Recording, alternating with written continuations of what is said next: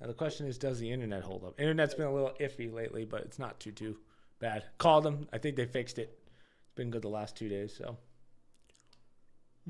What shirt are you wearing today? The Eagle. Oh. The one that Dad does. John's company.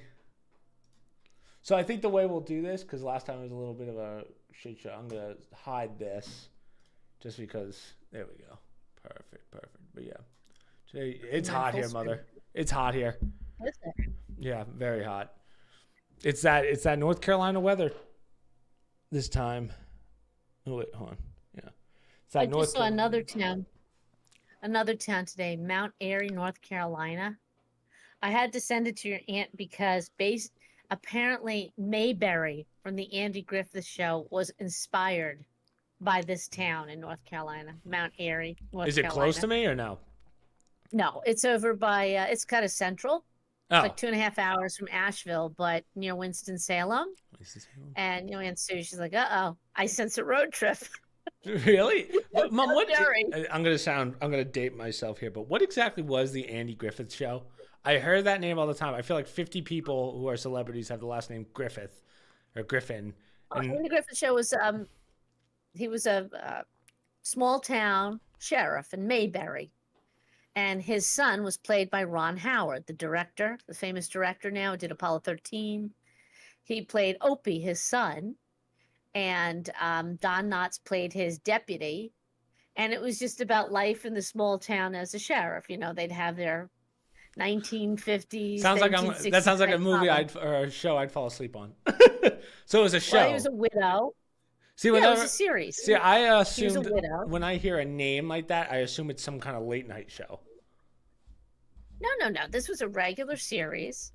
I don't know what night it was on, but that's why your uncle likes to watch it because it was from our childhood, the Andy Griffith Show. Oh, gotcha. And, it was all like first world problems, the crisis of the week. He was a widow, so they were always trying to find some lady for him to help him raise Opie. He lived with Aunt May, and, all this he's like Peter Parker? Yeah. It's like Peter Parker, Aunt May? Wasn't it Aunt May? I think it was Aunt May, yeah, in Mayberry. And that's where the famous... Yeah, your mic cuts it out, but well, it was a theme song. It was a whistling song. Oh, gotcha. Everybody knows. I was over at their place and they were watching Hogan's Heroes. Yep, I think it's called. Classic. It's funny how I guess that was post-war, but it's funny how like the whole premise of it is so stupid in the sense of it's a bunch of Americans in Nazi camps, right? They're captured. But they're just able to kind of freely do what they want, like completely. And it makes the Nazis look so stupid. And it's like... It's mostly based on The Great Escape, right. The movie The Great Escape. And they're not all Americans. You have the Frenchman. I forget the actor who played the Frenchman. You have the British. Right. And they're supposed to be bumbling Nazi soldiers who run this camp. And of course, it's not during the war because it's a comedy. Only they can find humor in a Nazi war camp. Yeah, right. It was a war camp in the 1960s. But yeah, that was a classic too. Yeah. Hogan's Hero. There's a couple in there. A lot of it is old West shows that Uncle Jerry watches. I can't. Yeah. They're interesting, but yeah, I'm not super into the old fashioned. Like, it's kind of there's like that cheesiness that it gets to. And I think you appreciate the cheesiness because obviously sets back then weren't what we have today with the graphics and the whatnot, the GFX. Right. So you appreciate it, you appreciate the acting, but like, I don't know, when you watch an older movie and you see all the flaws, you see a lot of flaws in that. Like when the punches don't even come close to landing or stuff like that. But you do appreciate it. You appreciate the whole, like what acting was back then. But the best one's the stunt doubles. The stuff that the stuntmen do. Yeah. I mean, you couldn't get away with today. I'm like trying to figure out, I'm like, how'd they do that? And then you go, oh, that's because they're literally actually doing the stunt. They actually jumped off that building. Yeah. And maybe they had some padding on the ground. Yeah. They don't get paid enough. Because now I watch a show. There's a great YouTube channel called Corridor Digital. They're a California-based company that they break down CGI in movies, and they were talking about stuntman today, and there's a video from, I guess it's the 60s, maybe earlier. It's a stuntman literally running on the back of alligators for a show, and he gets bit in the leg, and he's like, I'm good. It's like, oh my God. Yeah. That's an old. Wow. Yeah. But they talk about like just Remember today too, it's not but relative to today, they didn't have the budgets back then for these shows. And if you remember, the TV was new at the time. It came out popular in the 50s. By the 60s, everybody had one TV at least in their house, right?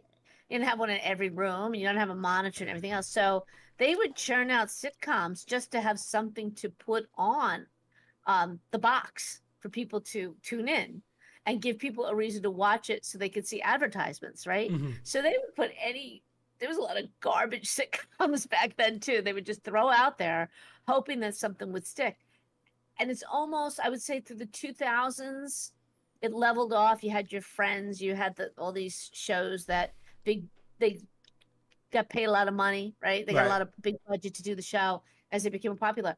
Now it's going back to the way it used to be, where they just throw any crap out there to fill airtime because there's so many channels, so many stations. I mean, I can't get over. Oh, and also nowadays everything is real TV, Yeah. right? Reality. Housewives of Beverly Hills and Love and Hip Hop. I mean, absolute garbage, but different garbage than say a Western where everybody's dressed in the 1960s Yeah. and punches, you know. I would love to see what the difference was from the perspective of from a TV show back then to a movie back then. I wonder what the GFX or the idea, the concept difference was. Is someone about to say something to you? You look like, did Dad just come downstairs? You look like someone's trying to. No, I'm thinking about what you're saying because I don't know. That's a tough thing to gauge because movies were very different back then too. Right. In the 40s and the 50s, I don't know about the 60s. Nowadays, you have, when you go to see a movie, you'll see Universal, and then there'll be Ambling Entertainment, and then there'll be another. So you may have 5 different production companies involved in making one movie. Mhm. In the old days, say Universal made the movie, and that was it. And they owned those actors under contract. So you only worked for Universal. If you wanted to go to, it was like a sports team. If you wanted to go to MGM, you had to get out of your contract at Universal to go work at MGM. And then only MGM produced these movies. So nowadays, you know, you see, you got Miramax, you got all these other companies Yeah. because it's so expensive now. And they have to pay these celebrities because also when you were under contract, you didn't get the gross of the movie. I shouldn't say that. I don't know that. But the old Hollywood stars, the Audrey Hepburns, the Kate, they didn't get gross from the movie. You got paid $1 million under contract to do 5-10 movies. $1 million back then was astronomical. Were there anyone actually? Do you think anyone was actually pulling those numbers back then, or do you think it was do you think that's kind of a high number? $1 million for the 60s? I don't know. Like in the 60s, probably that was probably something under contract. I'm not saying for one movie. Right. You know, they were owned these That's true. these celebrities. But you also didn't hear every nuance about their life in the 50s and 60s. You know, they were celebrities. They were unattainable, yeah. Now you have to deal with Right. their political views and stuff. And you very rarely saw them on a TV show. Like today, people will cross over. They'll do TV, they'll do streaming, they'll do what do you call them? Limited series nowadays. Right. It's a whole different ballgame now with but I think that's because the name nowadays there's certain celebrities like a Brad Pitt, Tom Cruise, where the name is almost bigger than the movie. So if you can have them for 5 minutes on a TV show, I mean, boom, through the roof on ratings, right? So that's why I think it's very different. So back then, I'm sure same thing, but I feel like now it's kind of at a whole different level. No, you didn't see movie celebrities. If they crossed over, they stayed. Oh, maybe so no, like Lucille Ball, say Lucy and Desi. I love Lucy, right? Lucy started as a movie actress, but she was never, you know, a high-end one. She did like comedies and she did, I guess you'd say like B-level. She really made a name for herself when she left the movies and went into TV. She had multiple TV series. So, and she made tons of money from that because she and Desi, I think it was really Desi, came up with the idea of the rerun. Because of him, he made all these people nowadays a ton of money because he not only got paid for the show, but he made sure that whenever they reran it, they got royalties from that. She got paid. He got paid for that. That was a new idea back then. That's when it because started. TV people didn't make that kind of money. Movie stars did. And he really, revolutionized TV early on when they were like, that was one of the first popular regular sitcoms on something called TV that people watched at home. I was watching someone talk about the worst thing ever is working with kids because of all the I guess it's the Macaulay Culkin laws, or it falls under that, but it's like apparently it's impossible to get anything done with a kid because there's so many time constraints on. He's got to be done by 3:00. He can only do something for 2 hours, and then you have to swap a kid in. So I always wonder how. I would love to sit down with someone who's high up in production, just so I can learn like the ins and outs of what it takes to actually make a movie. I get like the general concept, but I would love to see the whole. This guy has to be here at a certain time to shoot this. How many times are we going to do it? What's it like having animals on set? I hear animals suck. Well, it's pretty ironic that I'd say in the 70s, early 80s, they started cracking down on child labor law in the movie industry and television industry. And lo and behold, now we find all these scandals that these poor kids, for all the laws they had, all these poor kids in the 80s and 90s, I'd say, they were still possibly allegedly abused and whatnot. But you'll see a lot of older shows, for instance, Little House on the Prairie. Okay, so that's from the 1970s, I want to say, into maybe the 80s. Oftentimes, the very young ones, you'll see two names for the character because they always had twins. That way they can work around the laws. So say you could only have a child on set and working for, say, an hour if they were only 5. So one worked an hour, you pulled her off and put the twin in, and she played the role. That's like the Full House, right? With the Olsen twins. Yeah, they just swapped them out. And then I think Sweet Life on Zack and Cody was when they had both at the same time. So they were like, oh, I wonder how they did that with the children. Because those guys were like children back then. How do you have two? Well, I think it's an age thing too. Because usually with babies, they have to swap them out. Yeah. But I don't know if when they get to a certain age, you can then have them work longer hours. But then there's all those other rules about, well, they have to be in school a certain amount of time, right? You can't work past a certain hour. Like you can't have them working at midnight because that's not allowed. So, but you can still with one kid, right? Right. Just want to see. That's also why when you watch a lot of sitcoms, you see them with a baby, if it's even a real baby, and next thing you know, oh, the baby's got to go take a nap, or they put the baby down a crib, and then you don't see it because they'd have to pay. Also, they'd have to pay the family for the kid to be on TV. My favorite is when you watch the action movies with a baby, and 1 second it's the baby, and then the next it's like the Cabbage Patch Kid doll, and you can see the head going, ah. You're like, no way, that was a baby. Yeah. You're like, nah, no shot. We were watching. Oh man, again, I'm terrible with the names, but what's the? It's a comedy show. This one was kind of surreal to me a little bit because it was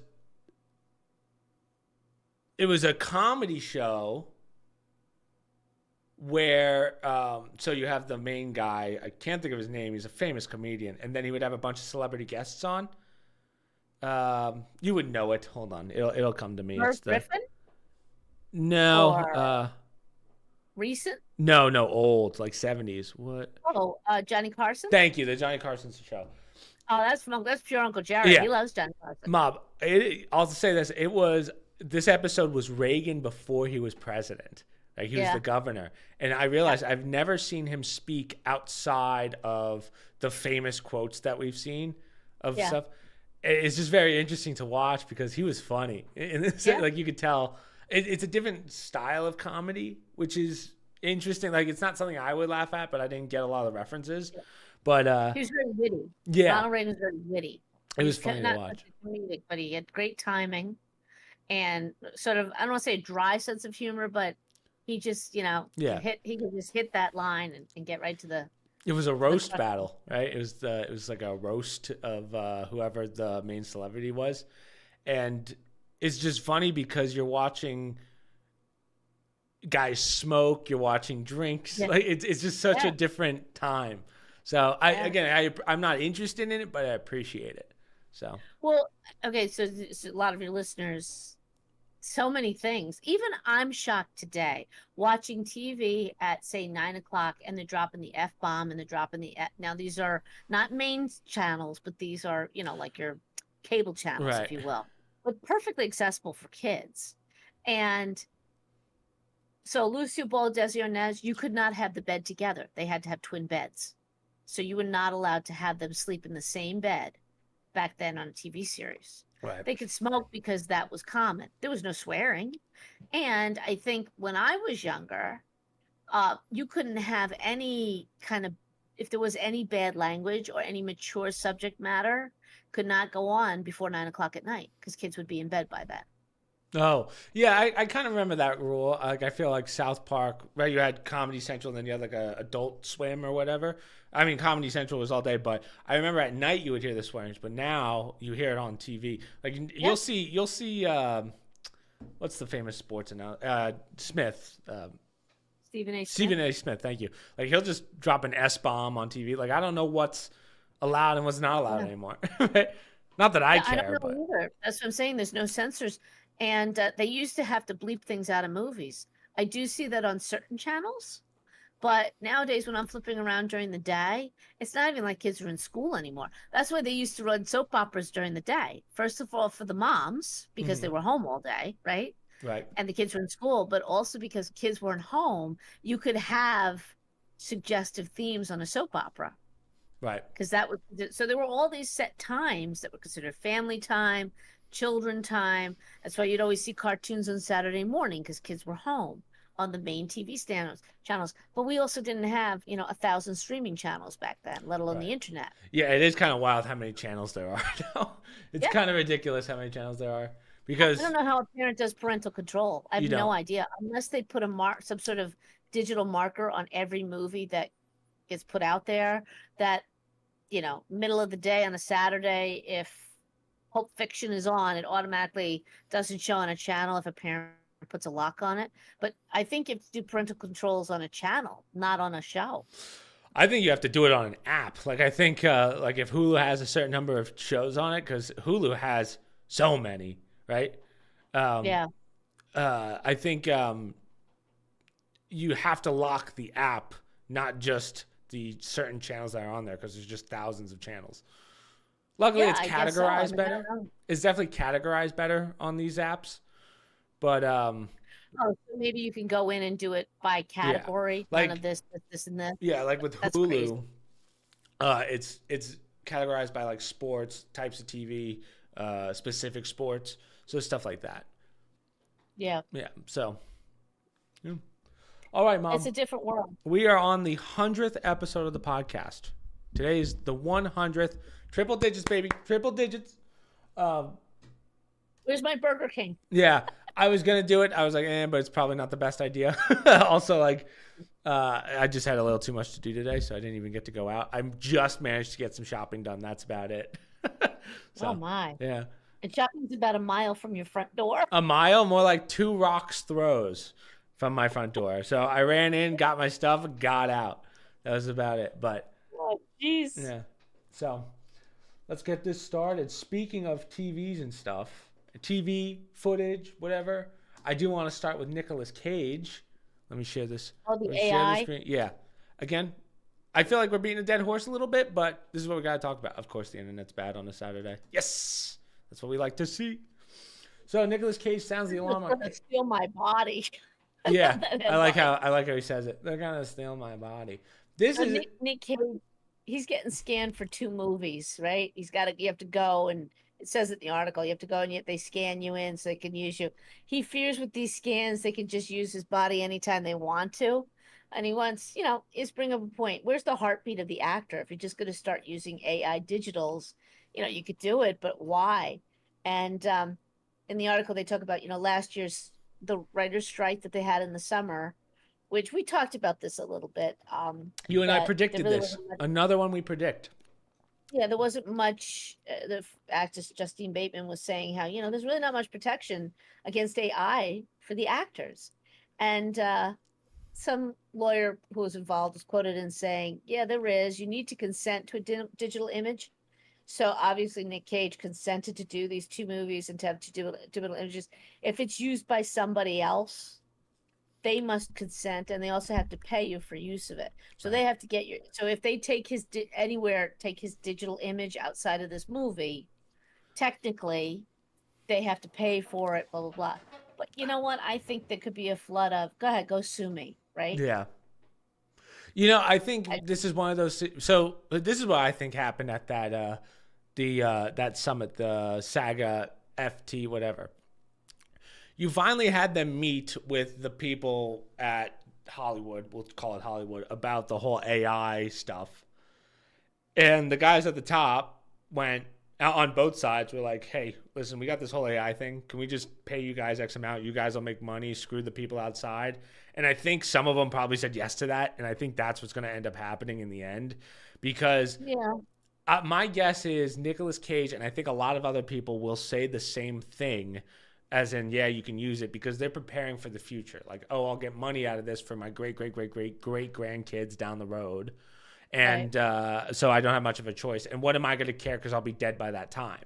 But the problem is we're going to get to the point where we don't need any more new actors or actresses, because we can just AI everything, right? If we want Nicolas Cage in a movie 100 years from now, boom, there he is. Right. We have everything that we need. And we are able to do that. I bet you we're able to do that right now.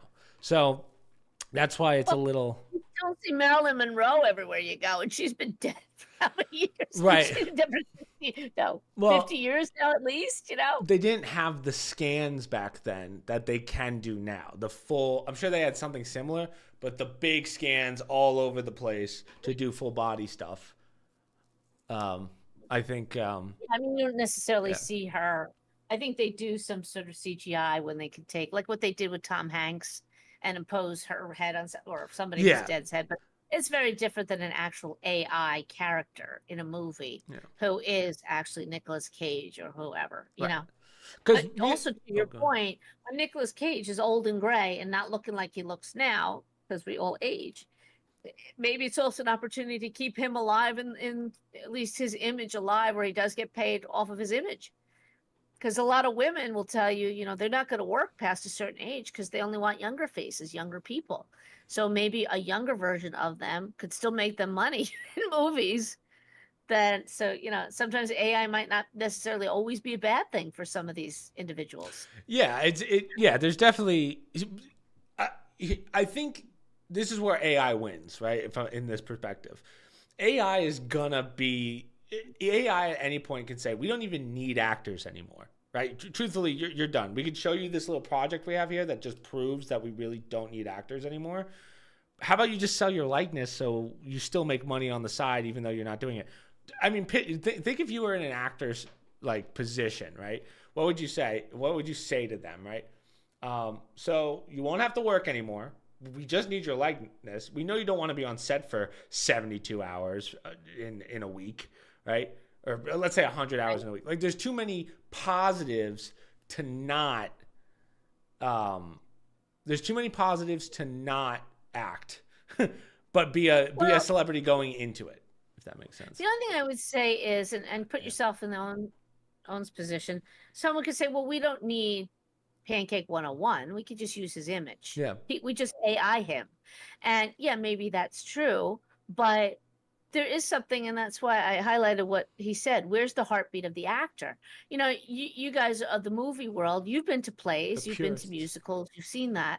There's something organic about watching an actor and an actress do the exact same play, but they do it a little bit differently every night. Or a movie that when they do a remake, even though it's the same movie, same story, sometimes an actor or a time frame just brings a different element. I don't know that you're going to get that from AI, because it's got to be, for a better word, programmed in. And sometimes you don't know where a story's going to go when you're doing it. And I think a lot of actors and actresses, just from what I've heard them say, they could do the same scene 5 times and it's different 5 times. Right. It's not always the same.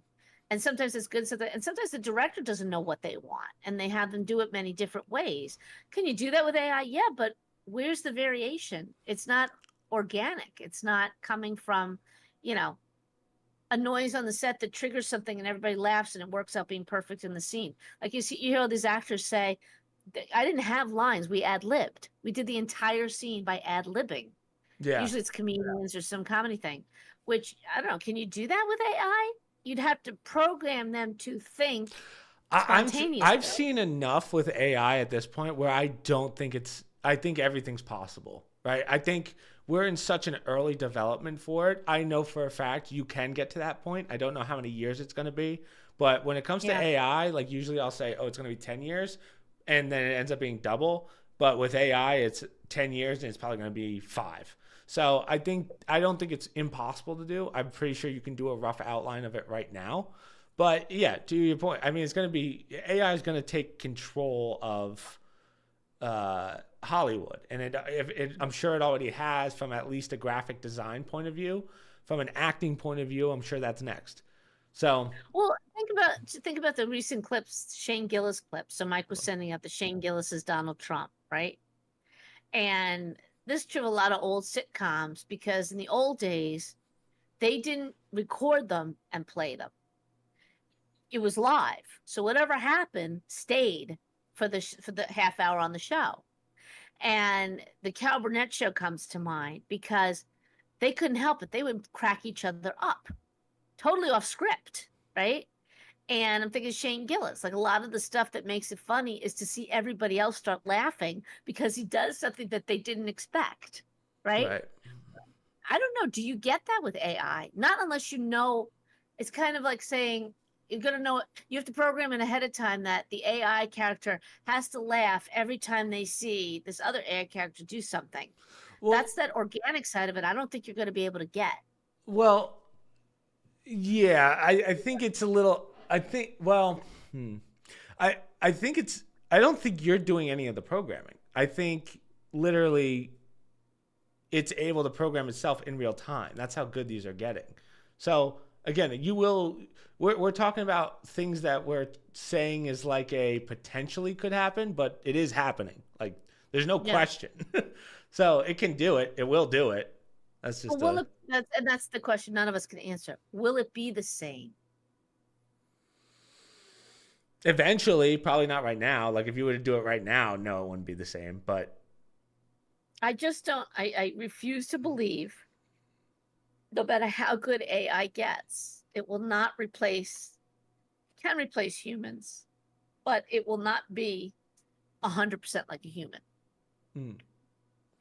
Yeah, I don't think that's true. 99.9%, I'll give you that. Some of the pictures, essence that's going to be missing. You have that uncanny valley, right? The uncanny valley is where it starts to, it loses its realism, but every time, every like year that goes by, we get closer and closer to that uncanny valley being gone. Like remember when they did the de-aging on De Niro for whatever movie that mafia movie he did? Yeah. Stuff like that. I mean.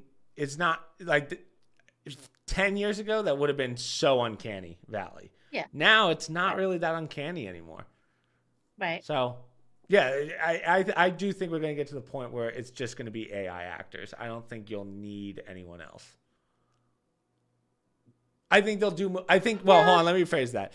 I think you're going to have actors. Right. But it'll be unique to have an actor. Like it'll cost more money to go see a movie with an actual actor. We'll get to that point. Like it'll be more. That's true.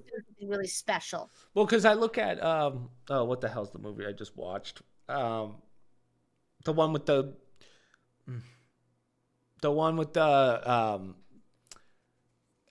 it's like about a girl and she's got the emotions in her head. It's a Disney movie. Inside Out 2, right? It's a whole pixelated movie or whatever, or not pixelated. It's a whole. What watching that for? You're a 28-year-old man. It was pretty solid, Mom. It was pretty good.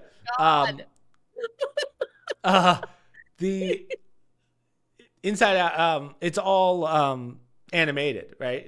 It costs millions and millions of dollars to do. Now you're just telling AI to do it. It might take a while, maybe.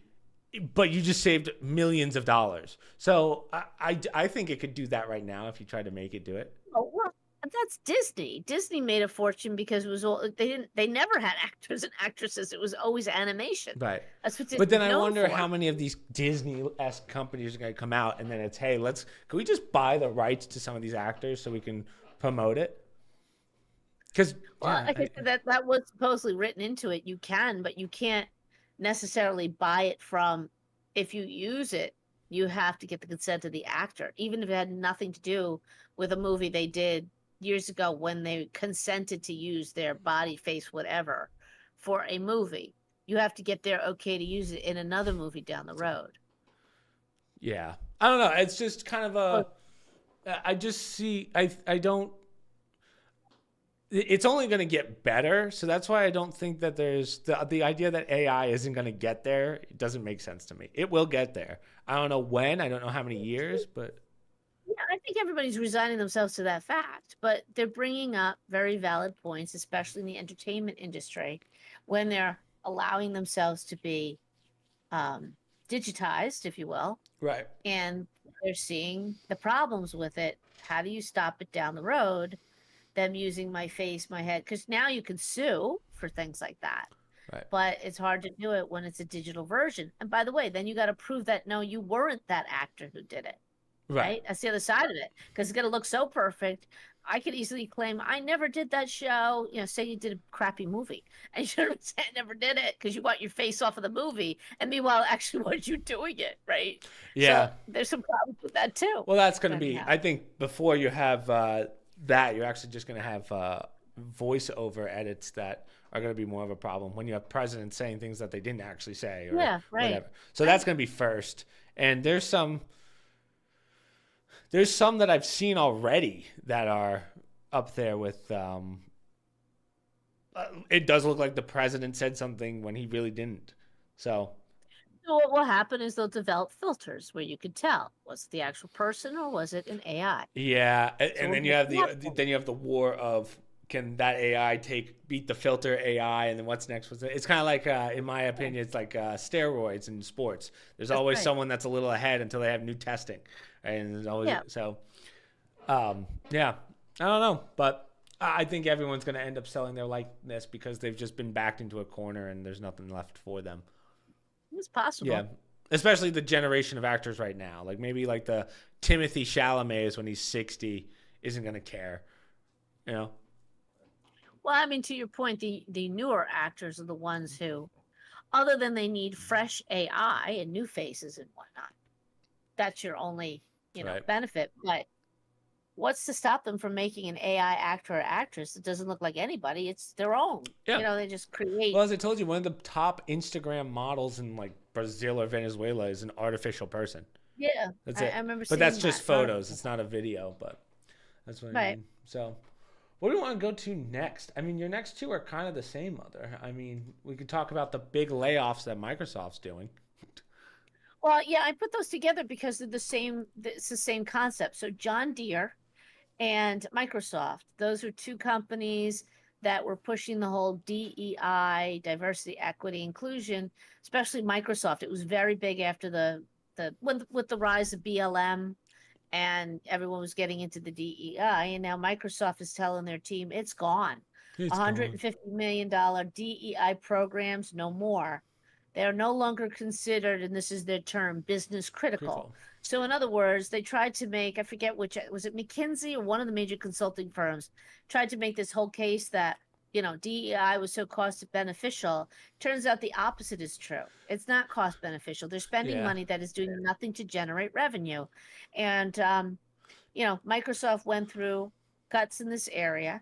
Naturally, all the people involved in DEI, they're pointing fingers saying, oh, you said it would be part of the culture. Can I put my tinfoil hat on real fast? Yeah. Do you think that these companies are realizing Trump's more than likely going to win, so we might as well cut the stuff that's so tied to the left right now that it's not a Trump thing. No, it has nothing. So? It doesn't really have much to do with Trump. No, it's a business, and people have to understand. That's why it always falls apart. There's one thing that a business needs to do, and that's to generate revenue and make money. If not, unless you're a nonprofit, but even a nonprofit has to pay salaries. It has to pay for things. And unless you're subsidized by the government, which as far as I know, other than tax-wise, Microsoft, John Deere, they don't get the subsidies that they need to warrant doing a $150 million DEI program. And that's not money. Like I said, originally they were trying to make the case that, well, if we invest this $150 million, we're going to get so much back through DEI, initiatives. And it's turning out that these businesses are realizing that's not happening. We're paying for programs and we're not getting the revenue back. And we're losing customers. So John Deere actually started to lose business. They can't afford to do that. It's a competitive market out there. So they turned around and said, we're not sponsoring any more pride parades, no more business group division on identity. So they were actually trying to divide people up into different business groups based on their identity. No social messaging and training programs, no hiring quotas or pronouns. Right. And I think they're realizing, and naturally, those just more of a headache. Right. They turn around and say, well, you're abandoning and, you're anti-homophobe, blah, blah, blah, blah, blah. No, it's just, that's not things businesses needed to be involved in to generate revenue. It's not anything that makes these individuals more or less productive. It's not like having a daycare center where, okay, now I can take my kids, I can be at work faster and I can give them more hours. Those are programs that are beneficial usually to the bottom line. Saying, well, I'm only going to hire a certain person because of their skin color, even if they're not the best person for the job. Obviously, that's not going to necessarily generate revenue. Kind of like our Secret Service? Is that what you're referring to? Service. Someone brought up a good point, not to go down that rabbit hole since we already went down that rabbit hole last week, but yeah, when it comes to defending the president, I don't care, white, black, Asian, whatever. You just want the best people for that job. You don't have to get DEI in. And again, not to go down the rabbit hole, but have you seen the excuses that Secret Service has made about it being too sloped and that roof is too sloped? Apparently, a whistleblower has come out last couple days from the Secret Service or the Homeland Security, I'm not sure where, saying they were not Secret Service. They didn't have the manpower. They brought in other agencies. Yeah, I've seen a lot of stuff like I see a lot of stuff like that right now, and I've come to the conclusion that most of these whistleblowers are just people that want that 15 seconds of fame.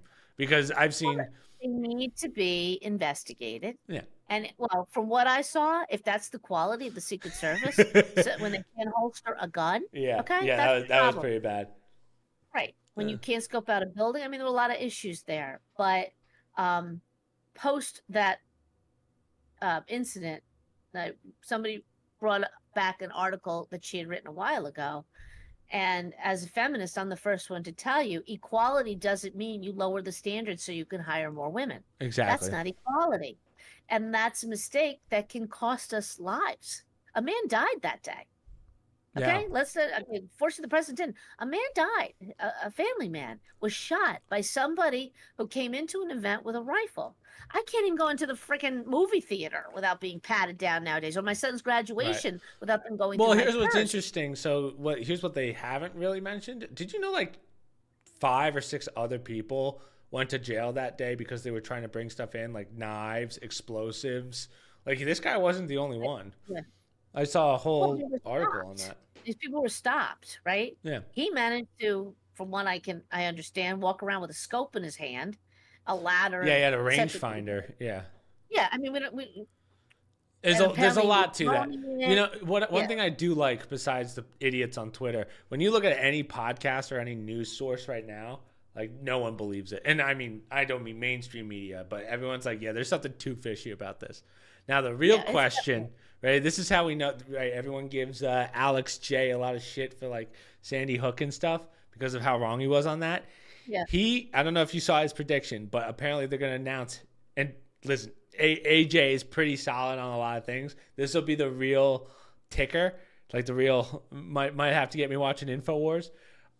Apparently they're putting Hillary in at the DNC because Biden's going to be too unfit to continue. Oh, yeah, I don't know. If he calls that one. More interesting, Christopher, how many news people have you heard denying that an assassination attempt took place? If I see one person. Alex Jones have to pay. There was a reason I was calling him AJ, but okay. Thanks, Mom.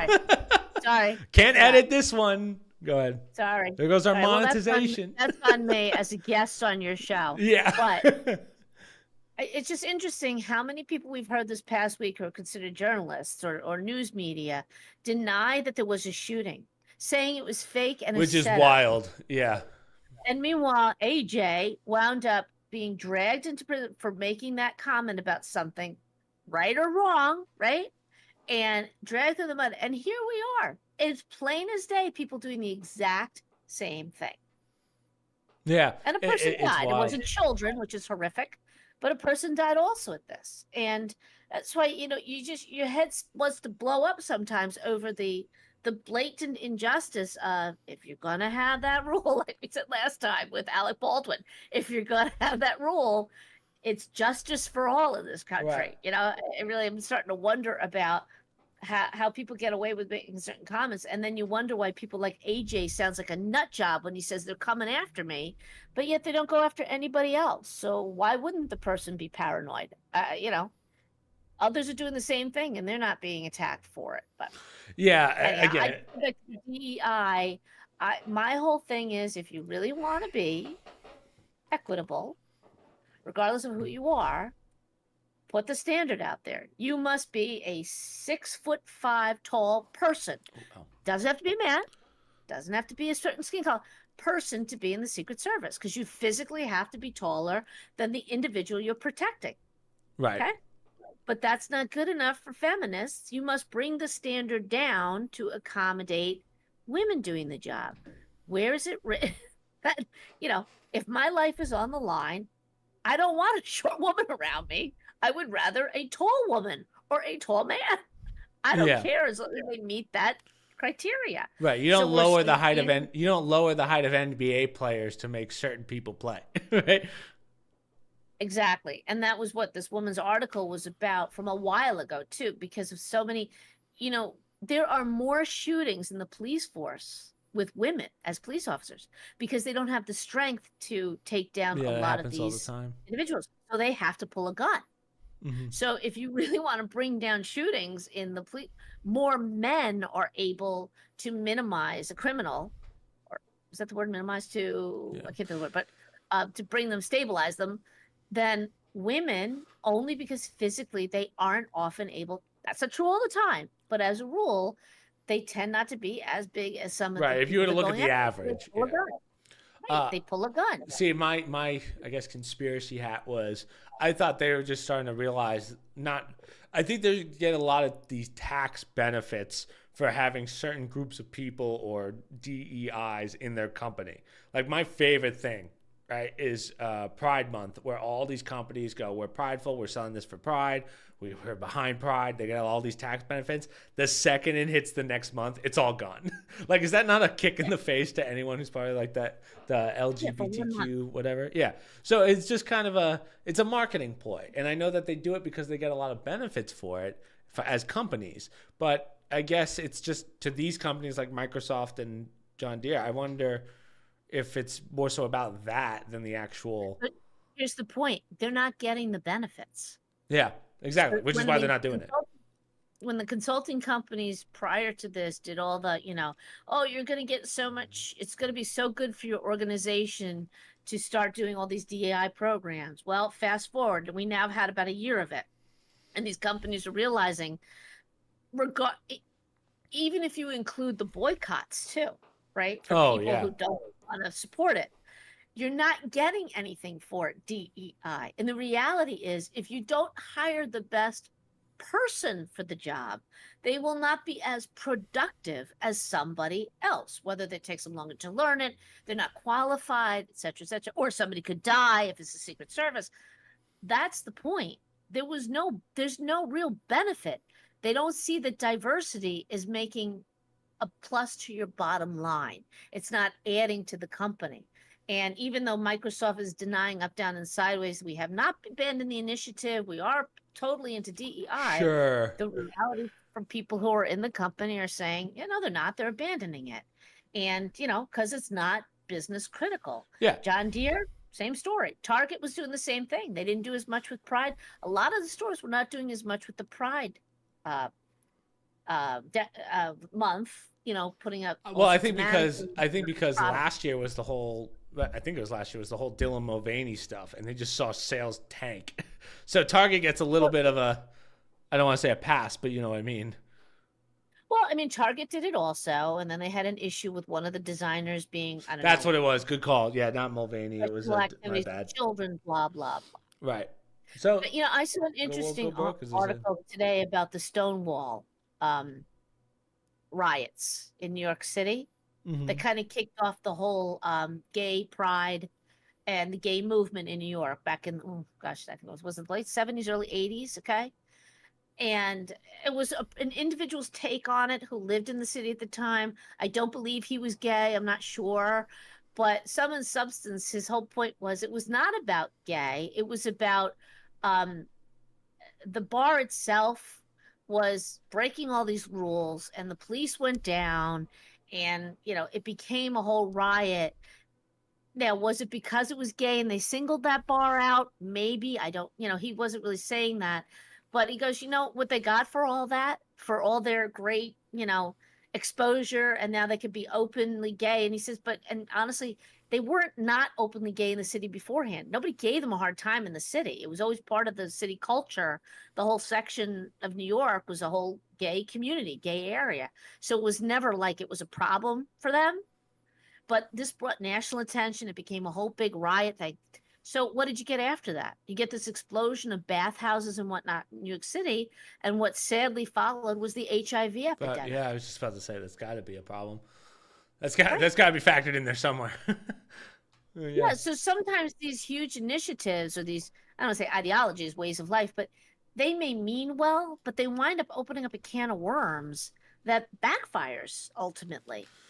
And these companies, they've kind of, frankly, I think they knew it all along, to your point. I think it was more of a whimsical marketing idea.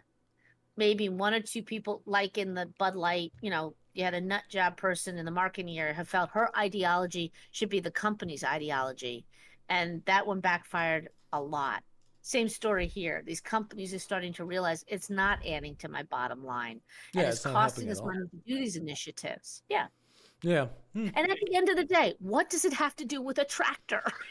Well, yeah, all I'm saying is that there's people unfit for the job. And you know who was really unfit for a job? Ingrid Andress with the Derby anthem. Did you watch this? I didn't watch it, but Mom, I heard about it. Do you want to watch it real fast live? It's not long, but Mom, it is. Bad. Listen, I don't like cringeworthy stuff, right? I'm not big on cringe. Yeah. This was tough to watch because you're like, oh, there goes her career. But she's a singer? I mean, I don't even know her. She's an Emmy-nominated or maybe even a winner singer, country singer, right? And Mom, she made Fergie look good. That's how bad it was, right? So everyone's laughing. You could see some of these guys just die, like they can't laugh, but they're dying up there. And basically, there was a statement that she made the next day. She goes, "Yeah, I'm checking myself into rehab. I was really drunk. The best part about this would be if it came out that she was never drunk and that was just a PR stunt." But it was bad. But the benefit, I guess, if you want to call it that, is her numbers right now on Spotify are through the roof because people are like, how is she like, let me check her other music. And her other music's good, but it's like, how'd you F up the National Anthem? So bad. Like, we're talking astronomically bad. You know who did that once? Roseanne Barr. Your buddy Roseanne Barr. Yeah. She was awful, but she's not a singer. The reason I know that is because they've compared it to this, and they're like, Roseanne's was better, which is tough to hear. Oh, this is better, they said? Oh, that's funny. Yeah. Oh, yeah. I don't want to watch it then, but it's tough. A couple things. Number one, it's the National Anthem. She wasn't just performing any old song, right? That has meaning for a lot of people. Yeah. And I don't want to say it's sacred, but it's definitely something that warrants bringing your A game. Bringing your A game, not showing up intoxicated. Right. That includes don't be drunk. Yeah, my guess is, and giving her benefit of the doubt, probably super nervous that she's about to sing a song that's not hers, that she probably memorized maybe a couple days before. Tried to settle the nerves with some alcohol, went a little too far. And then she wasn't stumbling or anything, but it was not pretty. Yeah. So strong Well, start to she's the a home run derby. professional singer, and she's done a couple of albums. She shouldn't be Yeah. that nervous. I'm that just she saying, needs if I was to out there, I could have block. killed it. I could have had that one. Put me in there, coach. I don't even know if not I an- know the whole. Apparently, the national anthem. I forget if it's national anthem or Star Spangled Banner. Apparently, it's a really hard song to sing. I was Either going way, to say, it's yeah, not it's an not easy song. easy.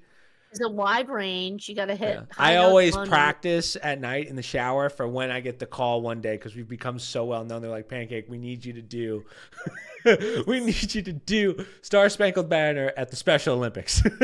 I just remember when you guys were younger, there was a parent who wanted her little daughter to sing the national anthem all the time. And I give her credit for doing it once, but then when they want to do it every time, I'm like, you know what? She's not that good. And it was getting to be like, who's going to tell this mom that maybe her daughter should sit down and give it a rest? Like, we tried to come up with other ways of doing the national anthem, but then it got to be like, oh no, we can't insult her not having the kid do it. So it was like a vicious cycle of, oh my gosh. Fortunately, something happened. I guess the kid wasn't there one time. We're like, yes, we can do a recording and not have to have the kid do it. But it's not. I don't an even easy know who song. that is, but you're gonna have to tell me after. Yeah, it's not an easy song to sing. But again, she's not somebody they pulled out of the stands. She's a professional singer. And That's if a you're good. getting drunk, then don't do the anthem. Or could you not get that drunk? It would have been I don't great. think you get that drunk. It would have been great if halfway through they just pulled some random guy that has a hot dog and food all over himself to do it because it would have been Could've done a better. better job. Yeah, exactly. So she goes, yeah, I'm checking myself into rehab. But as I said, the article, it talks about how her numbers went through the roof on Spotify because people are like, how can she be this bad and be an Emmy? And her music's good, apparently. So, I mean, I guess who it's is she? it's Because I didn't know her. I'm yeah, not a country exactly. music I'm not a country person. person, but I learned the other day. Think of how many rappers there are. I don't know if this is true, but I heard a statistic. There are more country singers signed to record labels than there are rappers to like indie companies, which is kind of wild. There's a lot of country singers, so that's why I guess it is pretty impressive to win an Emmy, but Not an Emmy. a Grammy. No, Grammy. is it Emmy Grammy. or Grammy? I forget what it is. Music is Grammy. Yeah, Emmy is television. I think it's the name of. Won several awards, including Song of the Year. She won Song of the Year? Like, wow. Okay, maybe you're right. For some reason, I thought it said Emmy, but with the whatever it was, it's just I don't even remember what I was just saying. But essentially, it's like, how do you? Hold on. Has she performed live anywhere yet? I have to assume so. If you're a Grammy nominee, I'll tell you why. A lot of these singers who cut these albums, they're not that good. yeah, They're good on the album because they got producers that do all these things to their voices. And it's very possible if the singer has never really performed live, she might just suck. And it was better for them to say she was drunk than to admit that she's not that good a singer. right. Believe it or not, that does happen. Like, I'm not saying she's a bad singer, but like I remember people would give Britney Spears a hard time because Britney Spears was terrible when she performed on her own. But all her music was digitized and done in studio. And whenever it was performed, it was usually lip synced. And the few times she had to do it, wasn't it Saturday Night Live? She lip synced it or something. Same with Mariah Carey, but there was a point where they could sing. But I guess I think most of the time SNL is not live, and I think it's not live. It's not it's voiceover lip syncing because I guess it's you don't want to hurt their voice for a concert or something. No, that's not true. Okay, go ahead. They were always known for live music. They always brought the band in and they always had to perform. That's why when Britney Spears did it, I think when they perform, like they dance or do some foofy thing, they use that excuse that they can't sing because they're physically moving a lot. Yeah. But Well, now you have breath control and stuff. Like Jason Derulo or Chris Brown I've seen sing, and it's just like, whoa.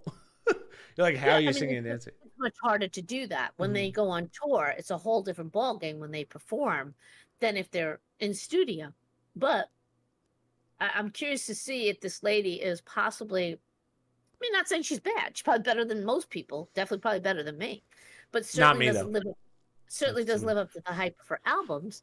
Because again, it's very different singing in a studio when a producer's making you sound really good versus doing it live on stage with just an instrument behind you. That's all you. And some of them don't have the chops to do it outside of a studio. Well, here's the theory. Nowadays, nowadays, certain microphones at a stadium, you can auto-tune it in real time as long as it stays within a key. So, like, say you're singing in key of E. What they think happened was she was singing poorly at a lower key, and it was trying to correct for E, for instance. But because she wasn't there, it couldn't do it. So, or it would be like a weird note that it would give. Possible, but it's like, again, you got to come prepared. You can't be getting wrecked. I want to see if she actually goes to rehab. That's the real question. I hope it comes out she doesn't even drink. Yeah. Like, it's better to make it sound like, well, she was drunk. She's actually a really good singer, so she must have been drunk versus, no, she just sucks and she's got to improve, right? Well, that's the statement her PR team made and the people around her. So that's what I'm saying. Yeah. But yeah, I just thought this was funny. But again, her numbers are through the roof, so she's somehow making money on this. So I guess it's kind of the definition of there's no such thing as bad publicity. Yeah. Gets people to go find her and check her out and say, wow, she sounds much better than she did singing the anthem. Yeah, exactly. So, all right. FTC, this is kind of a follow-up for what we talked about last week. The FTC calls new Xbox Games Pass standard a degraded product, says subscription changes are exactly the sort of consumer harm from Activision merger it allegedly could happen. So this goes back, this is a couple articles that we've talked about throughout the year.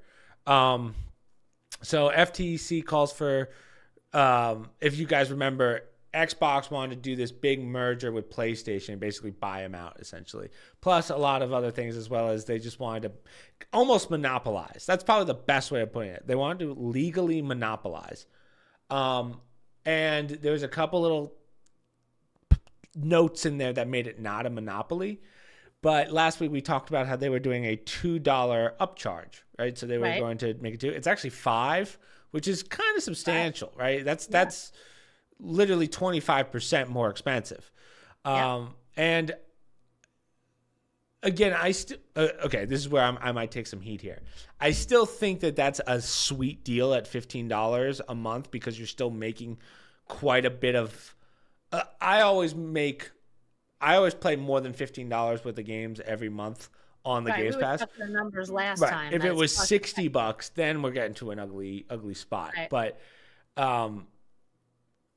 I understand it's gross because they have such a hand on the market. And I find this funny because Steam, right, the PC one, they make everything free and they're not even in the conversation. They're like, So it's funny how it's just funny how Steam's so, I guess they're considered I don't want to say competition because they're not really competition, but it's just funny how you can charge someone $15 for free games.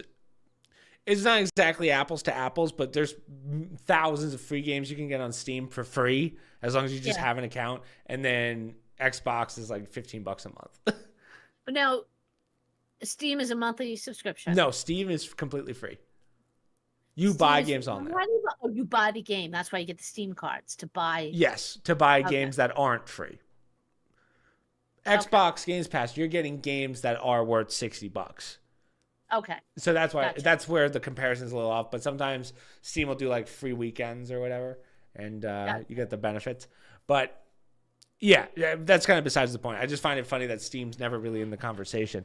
But the reason that this is kind of a big deal is because, they're monopolizing. The last year, Microsoft has been essentially monopolizing all the games they've been trying to buy. They just did this acquisition to a certain extent with Sony.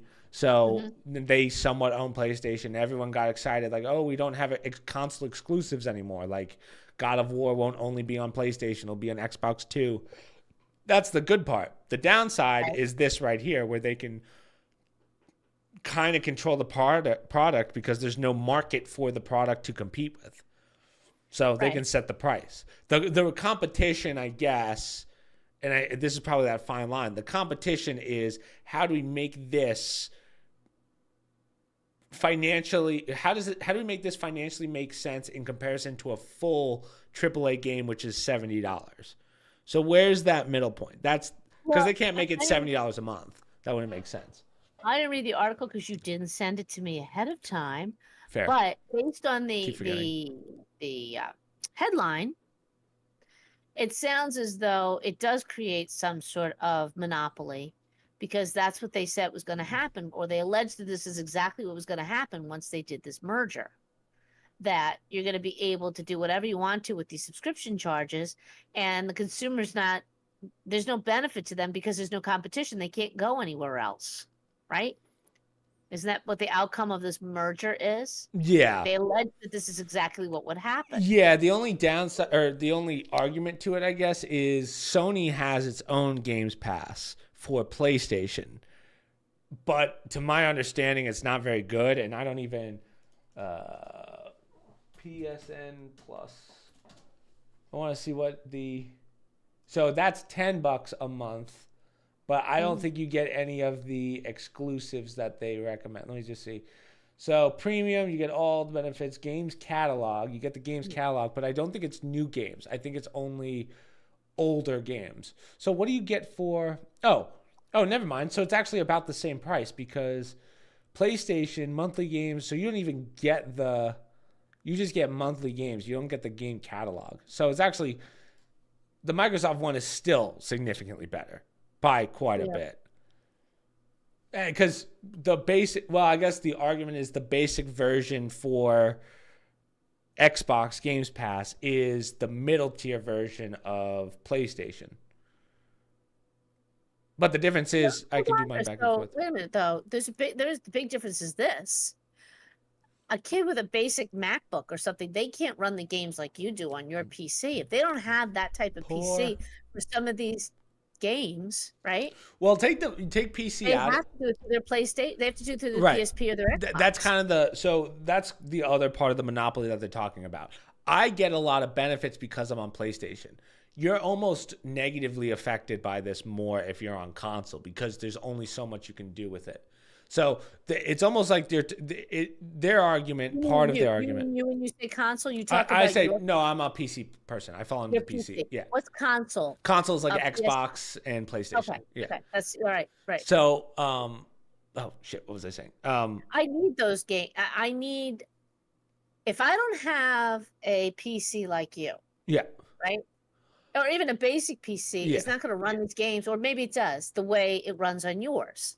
Sure. So I have to run it through my PlayStation or my Xbox. Right? Yeah, well, okay. So we were actually just talking about this with the guys in Discord. So my PC, as we said, actually, I think we talked about it last week too. My PC is made for multi-purpose. Mine's not just made for gaming. You can get one that can run everything now for probably double the cost of an Xbox. Okay. But you get a lot of free stuff. Like Xbox Game Pass isn't a necessity on PC. It's just nice to have. Whereas if you're on Xbox, it's kind of a necessity, because that's remember, they pay for online. Console superior. That's what someone in chat just said. Console is not superior. But so if you're on Xbox, you have to buy Games Pass just to play online every month. How crazy is that? Mine's just through my internet. Like the benefits of PC, not from a gaming perspective, Jesse, but the gaming from the actual perspective of which is better, you just get way more benefits on PC. Okay, so the monopoly. Why am I getting more benefits? Not because of the apparatus you're saying. I'm getting it because of the service I'm using on the PC. Right. So think of if I didn't have a PC and I was just on Xbox, I have to pay for Wi-Fi, right? That's through a company, so Optimum, whatever. Then on top of that, I have to pay a Games Pass for just to play with my friends from my couch at home with my Xbox. But you have to pay internet for a PC too. But I don't have to pay for Games Pass. That's the difference, because I have Steam. I can go somewhere else. I can go to Steam and buy games there and play free games. Oh, so in other words, in the PC, you could go to different places. Exactly. You don't have choices. Yeah. Okay. So that's kind of the monopoly. Yeah. Okay. It's kind of like agree. If I don't have, okay, so even if I have a computer, I could do PC like you, and I don't need the Xbox. I don't need the PlayStation. But if I only have an Xbox, Yeah, right, you end up I paying have to $50. do the Game Pass, right? Which I guess in this day and age is very odd for from a certain age up. You're going to have a PC of some sort. It's obviously like Yeah, nowadays any PC can. If you're a gamer, there's really no point in not even, I said gamer, but I mean if you're just at a basic level of gaming, right? Like I just want to play on the weekends, maybe just to kill time for an hour. There's no benefit of getting a Mac, so you might as well just get a cheap PC. Like there's really no benefit. Oh, hold on 1 second. Actually, I can play free games without some online subscriptions, such as Warzone. Interesting. So you don't have Xbox Live, Jesse? Because you sure your parents don't pay for like a monthly subscription for Xbox Live? Oh. Yeah. He's screwed. Yeah. But that's what I mean. It's a little. I feel like there's more hoops that you have to go through as a console. So half this article that they were talking about is the monopoly of being on PC versus Xbox, because it's almost like they kind of push you to play on PC rather than Xbox. I don't know why. The other half is how does that compete, because there's no market. The only other market is PlayStation Plus. So that's PlayStation's version of the Game Pass. Yeah. And there's a lot less features. So, so I wonder if we'll ever get to the point, and I don't see this happening, but other companies will form that sell games, and then on Xbox, I can go to like an iTunes or a Spotify for games. So instead of buying it through the Microsoft Store and the Games Pass, I wonder if you can add to it, like add more stores to it. But I just don't see Xbox allowing that. I think Apple actually just got hit with that. The fact that you can't. I was going to say Apple had a problem with their App Store, right? They were charging people, and oh man, who was it that sued them? And they won. And Apple was forced to. You couldn't charge them. Oh geez, what was it? Yeah, so you could do it through Apple or go to them. Yeah, and Apple wouldn't direct people to go to them. Yeah, so when you go to the App Store, there's other things you can download. There's other stores you can download as secondary apps on your iPhone. You have to use something usually called Test Flight. So it's kind of like a beta app. And to get to those apps, like you have to go to the bottom of the App Store pages. So if you type in store on Apple, it's going to give you Apple Store and all their Apple-based products ones. Then all the way at the bottom on page 144, you'll see some app that you're looking for that's a different store besides Apple. That's why people used to jailbreak their phones to get the extra features. Okay. Yeah, which I think you can do nowadays because it was considered a monopoly. But that's when somebody sued them and won. I think it was a gaming app because they wouldn't allow the gaming app to do their own store on the Apple phone. Yeah, there was quite a bit to that. It's strange. I'm trying to remember the whole story. This was like from a year ago. We had it on the podcast. Yeah. It feels like a year, but I think that was February. I don't. Yeah, it feels like it. But time flies. Yeah, it's just very interesting how it's almost like they're the only person to sue is Microsoft's console department, because it's almost like a fight between the console side and the PC side of the same company. Because all of our PCs are Microsoft, unless you run like Linux or something, but that's a very small population. Well, I'm curious because it seems like the PS5 does so many more things than it used to. Oh yeah. Where you can watch movies through it, you could do all these things through it, where it's almost as though the consoles are trying to become more of like a PC. It's funny you say that, Mother. Did anyone see that revelation my mom just had that we've all been saying? Like, it's funny when someone who's not a gamer sees it. That's how you know that it's a little too obvious, but that's exactly what it is. So when you actually look at the parts list for a PlayStation 5, like the actual hardware, it's actually not much different from a PC. Like, it's a special graphics card, but it has the same power and ability and capabilities as just an average graphics card. And it can run programs? Yeah, you used to be. I tried run games, run programs. Yeah, exactly. So you can run things. You can jailbreak a PlayStation 5. I actually jailbroke Michael's PS4, which is nice. Okay, are we supposed to say that? Yeah, it's legal to do now because exactly for that reason. Apple, when you jailbroke something like when I was in high school, if you took it to an Apple store because it broke, they wouldn't touch it. They would say we can't touch it. Yeah. now, because of all the monopolies and stuff over the years of them shutting down these the monopolies that these phones have on these app stores, you're allowed to jailbreak an iPhone, and I think they can change it now. I might have said that in reverse. I think what I meant was, back when I was in high school, if you jailbroke a phone and Apple find out, I think they legally could take the phone from you because it was considered a data breach. Now I think they just won't touch it if you jailbreak it, because I think they'll reset it for you if you want to go back, and then you have to re-jailbreak it, but it's not illegal to do. You can jailbreak it. So well, I just it's a think pain that's in the ass to do. But concept, because I don't know if there's a benefit other than a kid could get an Xbox, or a person gets an Xbox that could also be the PC to do other things, could justify getting an Xbox for parents if they're getting one unit that does everything, including the homework, including this and that, and blah, blah, blah, and runs programs. Yeah. And they still can use the game, which helps with these Xbox Game Passes, because now you're on that and you need it for the game. You're also at the point, though, where when you really break it down, my PC is just an Xbox with more features. Because I can plug in an Xbox controller. I can play on Xbox servers, because now we have a lot of cross-platform. So I can play, a lot of my viewers play on Xbox, so I can play with them. I can also play on guys on PlayStation. So that line's, and I think they, truth be told, I think they only did that because that way they could say, we're not a monopoly because we have these mergers. Right. And like looking back on it, you kind of see the pattern. You go, oh, that's why they did it 5 years ago, because they knew this was coming. Because to buy another company out that's your competitor, I mean, that's not a decision you make in a year. That's usually like a 5-year plan. Well, you remember when you guys, again, I'm not a gamer, but when you guys were younger, I always remember you couldn't play with certain kids because they had an Xbox. Yeah. And then you shun them. It was, Mom, that was our version of segregation. Like, yeah, it was horrible. You kids, like, talk about a third world problem. Like, I can't play with him because he has a PSP and I only have an Xbox. That's not how I sounded, Mother. I remember when you threw the Wii at me.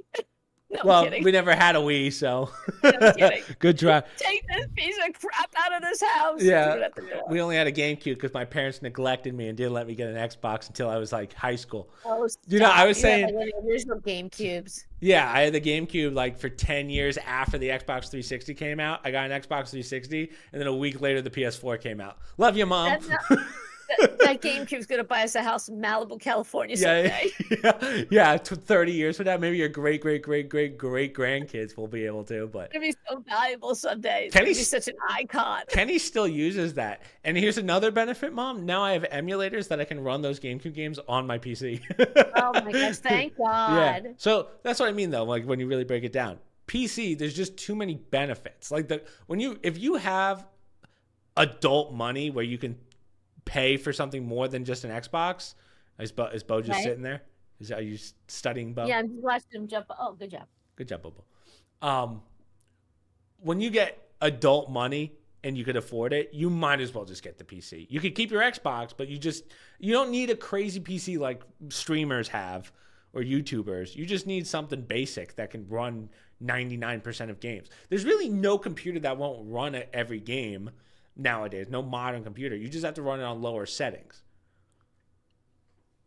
Well, again, I'd like to see the statistics of the age groups that are buying, other than a parent buying it for a kid. Who's buying PSPs in their 30s and 40s? PSP doesn't even exist anymore, Mother. Well, PS5, sorry. PS5, yeah. Or even an Xbox. Are people really buying those? Not to say that they don't game, but everybody has a PC. You need it for work. You need it to run the house. You need to pay your bills. It's just a common thing to have now. I see what you're saying. Yeah, I think because so many people, it's just younger people, or if older people buy it, it's a gift for a younger person. I think there's a huge the education gap is there too, of people that don't know how to build or how to buy a PC. So like I can see a pre-built PC that most people will buy, and I can tell you right away if it's overpriced or not, because I just have that knowledge. But no, I'm not talking about the quality of the PC, because you can run it on a PC. You can run anything really. Right. Yeah. So depending. In theory, you don't need an Xbox. You don't need a PlayStation. Those are gaming devices that usually you pick up for a kid for Christmas or a gift, birthday, whatever. You will need a PC and kids or a Mac, but PC. you need that at some point. Well, and I say that, as you know me, I don't think anybody needs for education, but it's required now, and to run a house, and it's as important as any other tool in your house.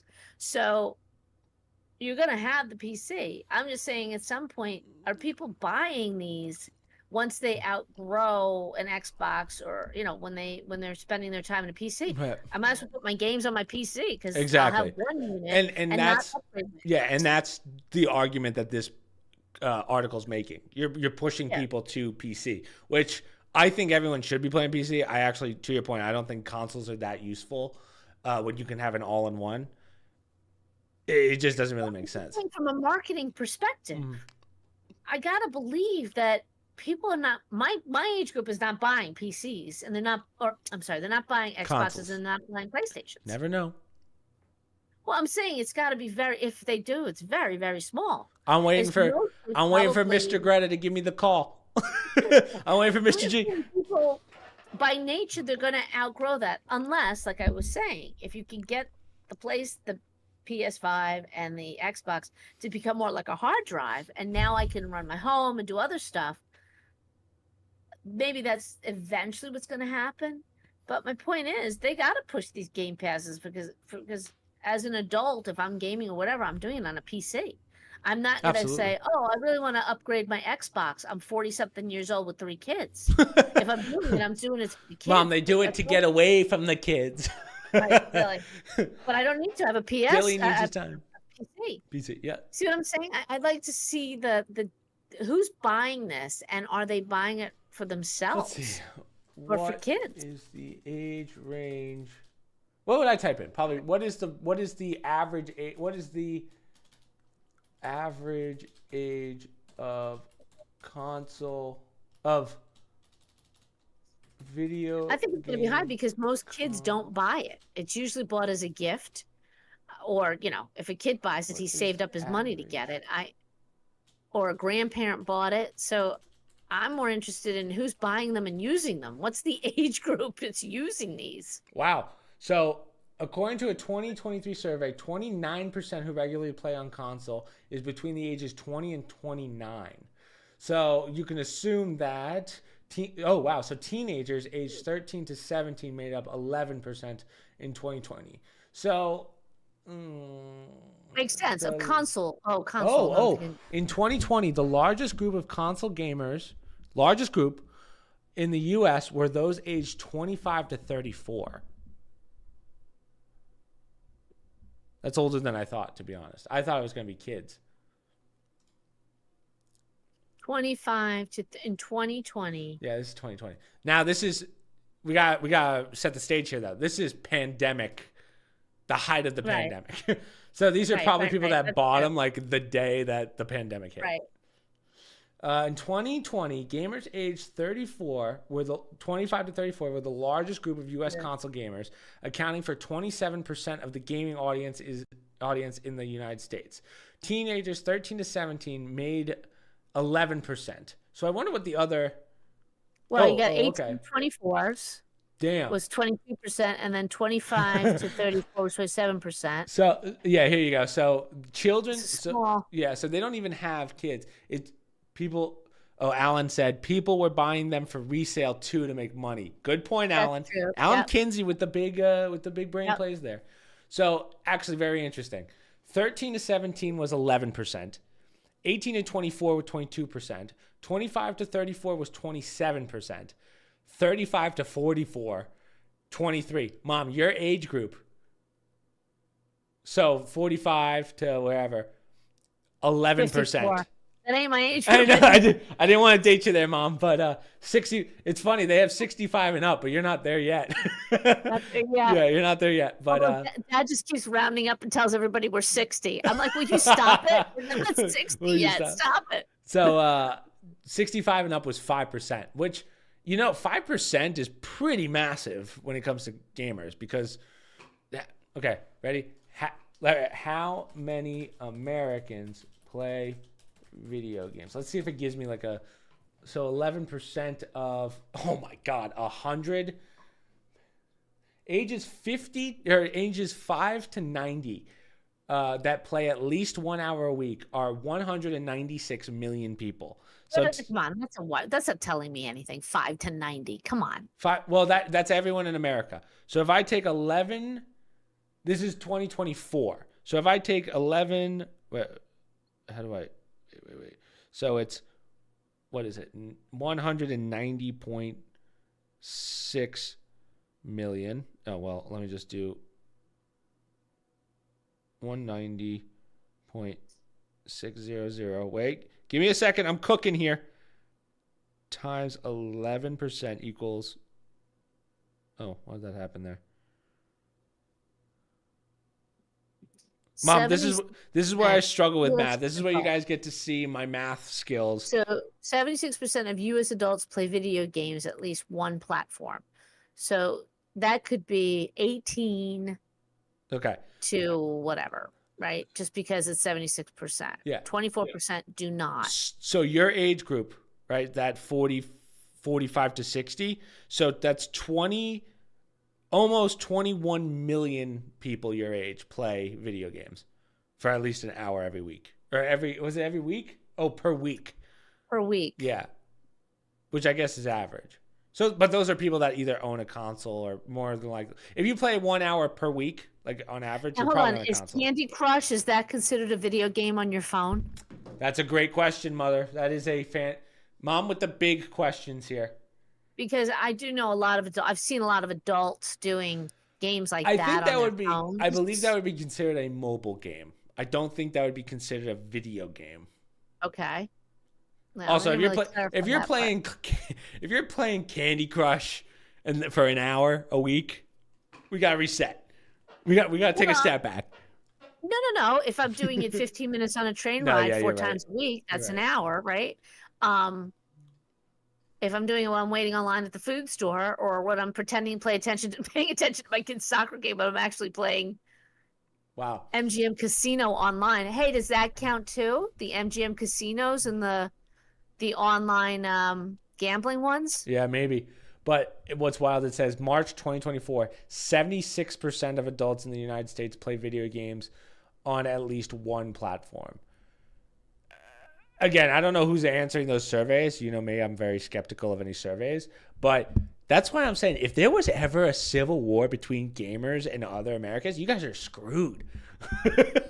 Well, but I still go back. I think you need to clarify for me, video games, what are they? Is it stuff on phones, right? Right. Yeah, that is a good question. And is it gambling? Are those considered video games? Are they classifying like when you bet on casino games? I don't know. But it's an interesting number. I just don't know how many of those people are physically going out in their 60s, 50s, 40s and saying, oh, I need to get the newest PlayStation or PS5, I should say, because I want a game at a higher level. I can't believe that's, especially when I can do it off a PC. That makes more sense to me. Right. Point being, either they're trying to take PCs and Xboxes and move it into more of an adult market by saying it'll take the place of your PC, or they're focusing on the kids because they're the primary market until you get to say you're 30. And now all of a sudden they're not necessarily buying another PlayStation or Xbox, will just work off of their PC. To your point, like when I graduated college, I think everyone I knew had a PC by that point. Like no one really had consoles, or at least it wasn't their main use. Like we still have consoles. I have a Nintendo Switch I haven't touched in a year, right? And it's really only for like when Kenny and Mike come over, when someone comes over and they're like, oh, let's play something. Well, and they went through the roof during the pandemic. Yeah. Because every female wanted to play Animal Crossing. Well, yeah, but it was something to do during the pandemic, and you could take it anywhere, et cetera, et cetera. And they became very popular then, to the point where I know you couldn't get them. Now they're everywhere. So a lot of these statistics, you were saying 2024. The numbers from 2020, to your point, I would take them with a grain of salt, because that was I say that COVID. with every poll. But... And I think adults were playing anything, anytime, anywhere, because they were going out of their mind. Home with their kids and whatnot. Yeah. But I don't know. I think that's an interesting statistic to deep dive on, because I would be very surprised if you got adults out there proactively buying, not playing, but buying consoles if it's not for their kids. They may play on it yeah. too, but I don't think they're going out and buying it for themselves. Well, I wonder think how that's many. really a young market. My question is how many parents they say they're buying it for their kids, but secretly they're putting in more hours than the kids. Like, do you remember? I know Michael's friends when he used to play. A lot of the dads also play the games too. Yeah. Obviously, they're younger than I am, but I'm not saying that adults don't play it. But would those same dads go out and buy themselves a PlayStation if they didn't have Xbox if they didn't have a kid? Especially if they could do these games on their PC.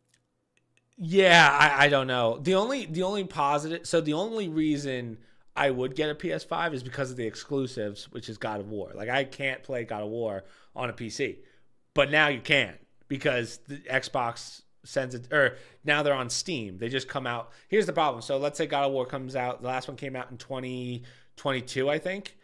Yeah. Right? End of 2022. I have to wait till 2024 for it to come out on Steam. So that's how they kind of balance it. But so you have a longer waiting period. Well, I also remember too, a lot of the kids when you guys were younger, they had an Xbox and a PlayStation. Yeah, they were balling. That's why I went to. That's why I always wanted to go to their house, Ma. Yeah. You thought I was going over to go in the pool? No, because I was deprived because my mom only let me have a GameCube. I mean, for your generation, you say, remember the old days when you had to have both because you couldn't get all the games on the same thing? Yeah. And you had to have one of each. I guess that's still somewhat true from what you're saying. Yeah. But it's getting better, obviously. Only like the biggest of the big games, those will be cross-platform. Like those will be on both platforms at some point. Right. So it sucks because God of War still has not come to Xbox, but it has come to PC. So I can play it on PC, and then that's the question. So to your point, there's no point in having a. There's more of a point to having a PlayStation than there is an Xbox at this point. I guess so. Yeah. Well, I think Xbox is pretty good. Figuring that out, and they're going to try and make it a. You have to do it an exclusive thing just on Xbox. Exactly. Yeah. So yeah, the GameCube was sick. Someone just said the GameCube's pretty good. The GameCube, I just remember. Do you remember all the times you would lock that GameCube up and Kenny would break the lock? Yeah. So, my psychopath of a mother, would lock up our game consoles during the week because we weren't allowed TV during the week. And Kenny figured out how to break the lock on it. Like Kenny, I forget if Kenny would pick it or break it, but he'd have that shit plugged in seconds. Threw the lock on my cooler. Yeah. Mom would put it in a cooler, and Kenny, I don't even know what he used to saw through it, but Kenny would get through that thing. Kenny could plug that GameCube in without even looking at one point. So yeah, the good old days. We won't go down that road. And now look at me, I get paid to do it. Yeah. Now I get paid for video games. But yeah, so we got one more article. If anyone has any questions that you want to ask us, cue those up now for when we're done, and then we could just get right into them. But yesterday we had, I think it was yesterday or 2 days ago, someone in, ready? Hold on, for those of you that want to see a nice little secret here. Boom. Let me disable Java. Everything else each time. Say that again, Mom? You do this every time. Yeah. To get these ad blockers. Yeah. I don't even pay for them anymore. I just say, get out of here. Blue screen of death. So we were just talking about how great Microsoft is. But 2 days ago, and someone in chat actually mentioned this, and I didn't know the reference because I just saw the article today. So blue screens of death, Microsoft says turn it off and on again. So there's a company called, Veteran Cybersecurity. Hold on. Where is it? Crowdstrike. So Crowdstrike is one of those quiet companies that you never really hear of.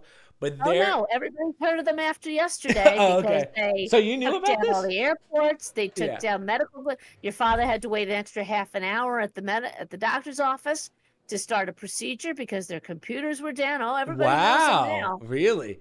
So they're kind of that behind the scenes company that runs almost every big company's mainframes. So they do the security, they do IT. Like if you're a massive company, and I mean massive, you're probably running CrowdStrike.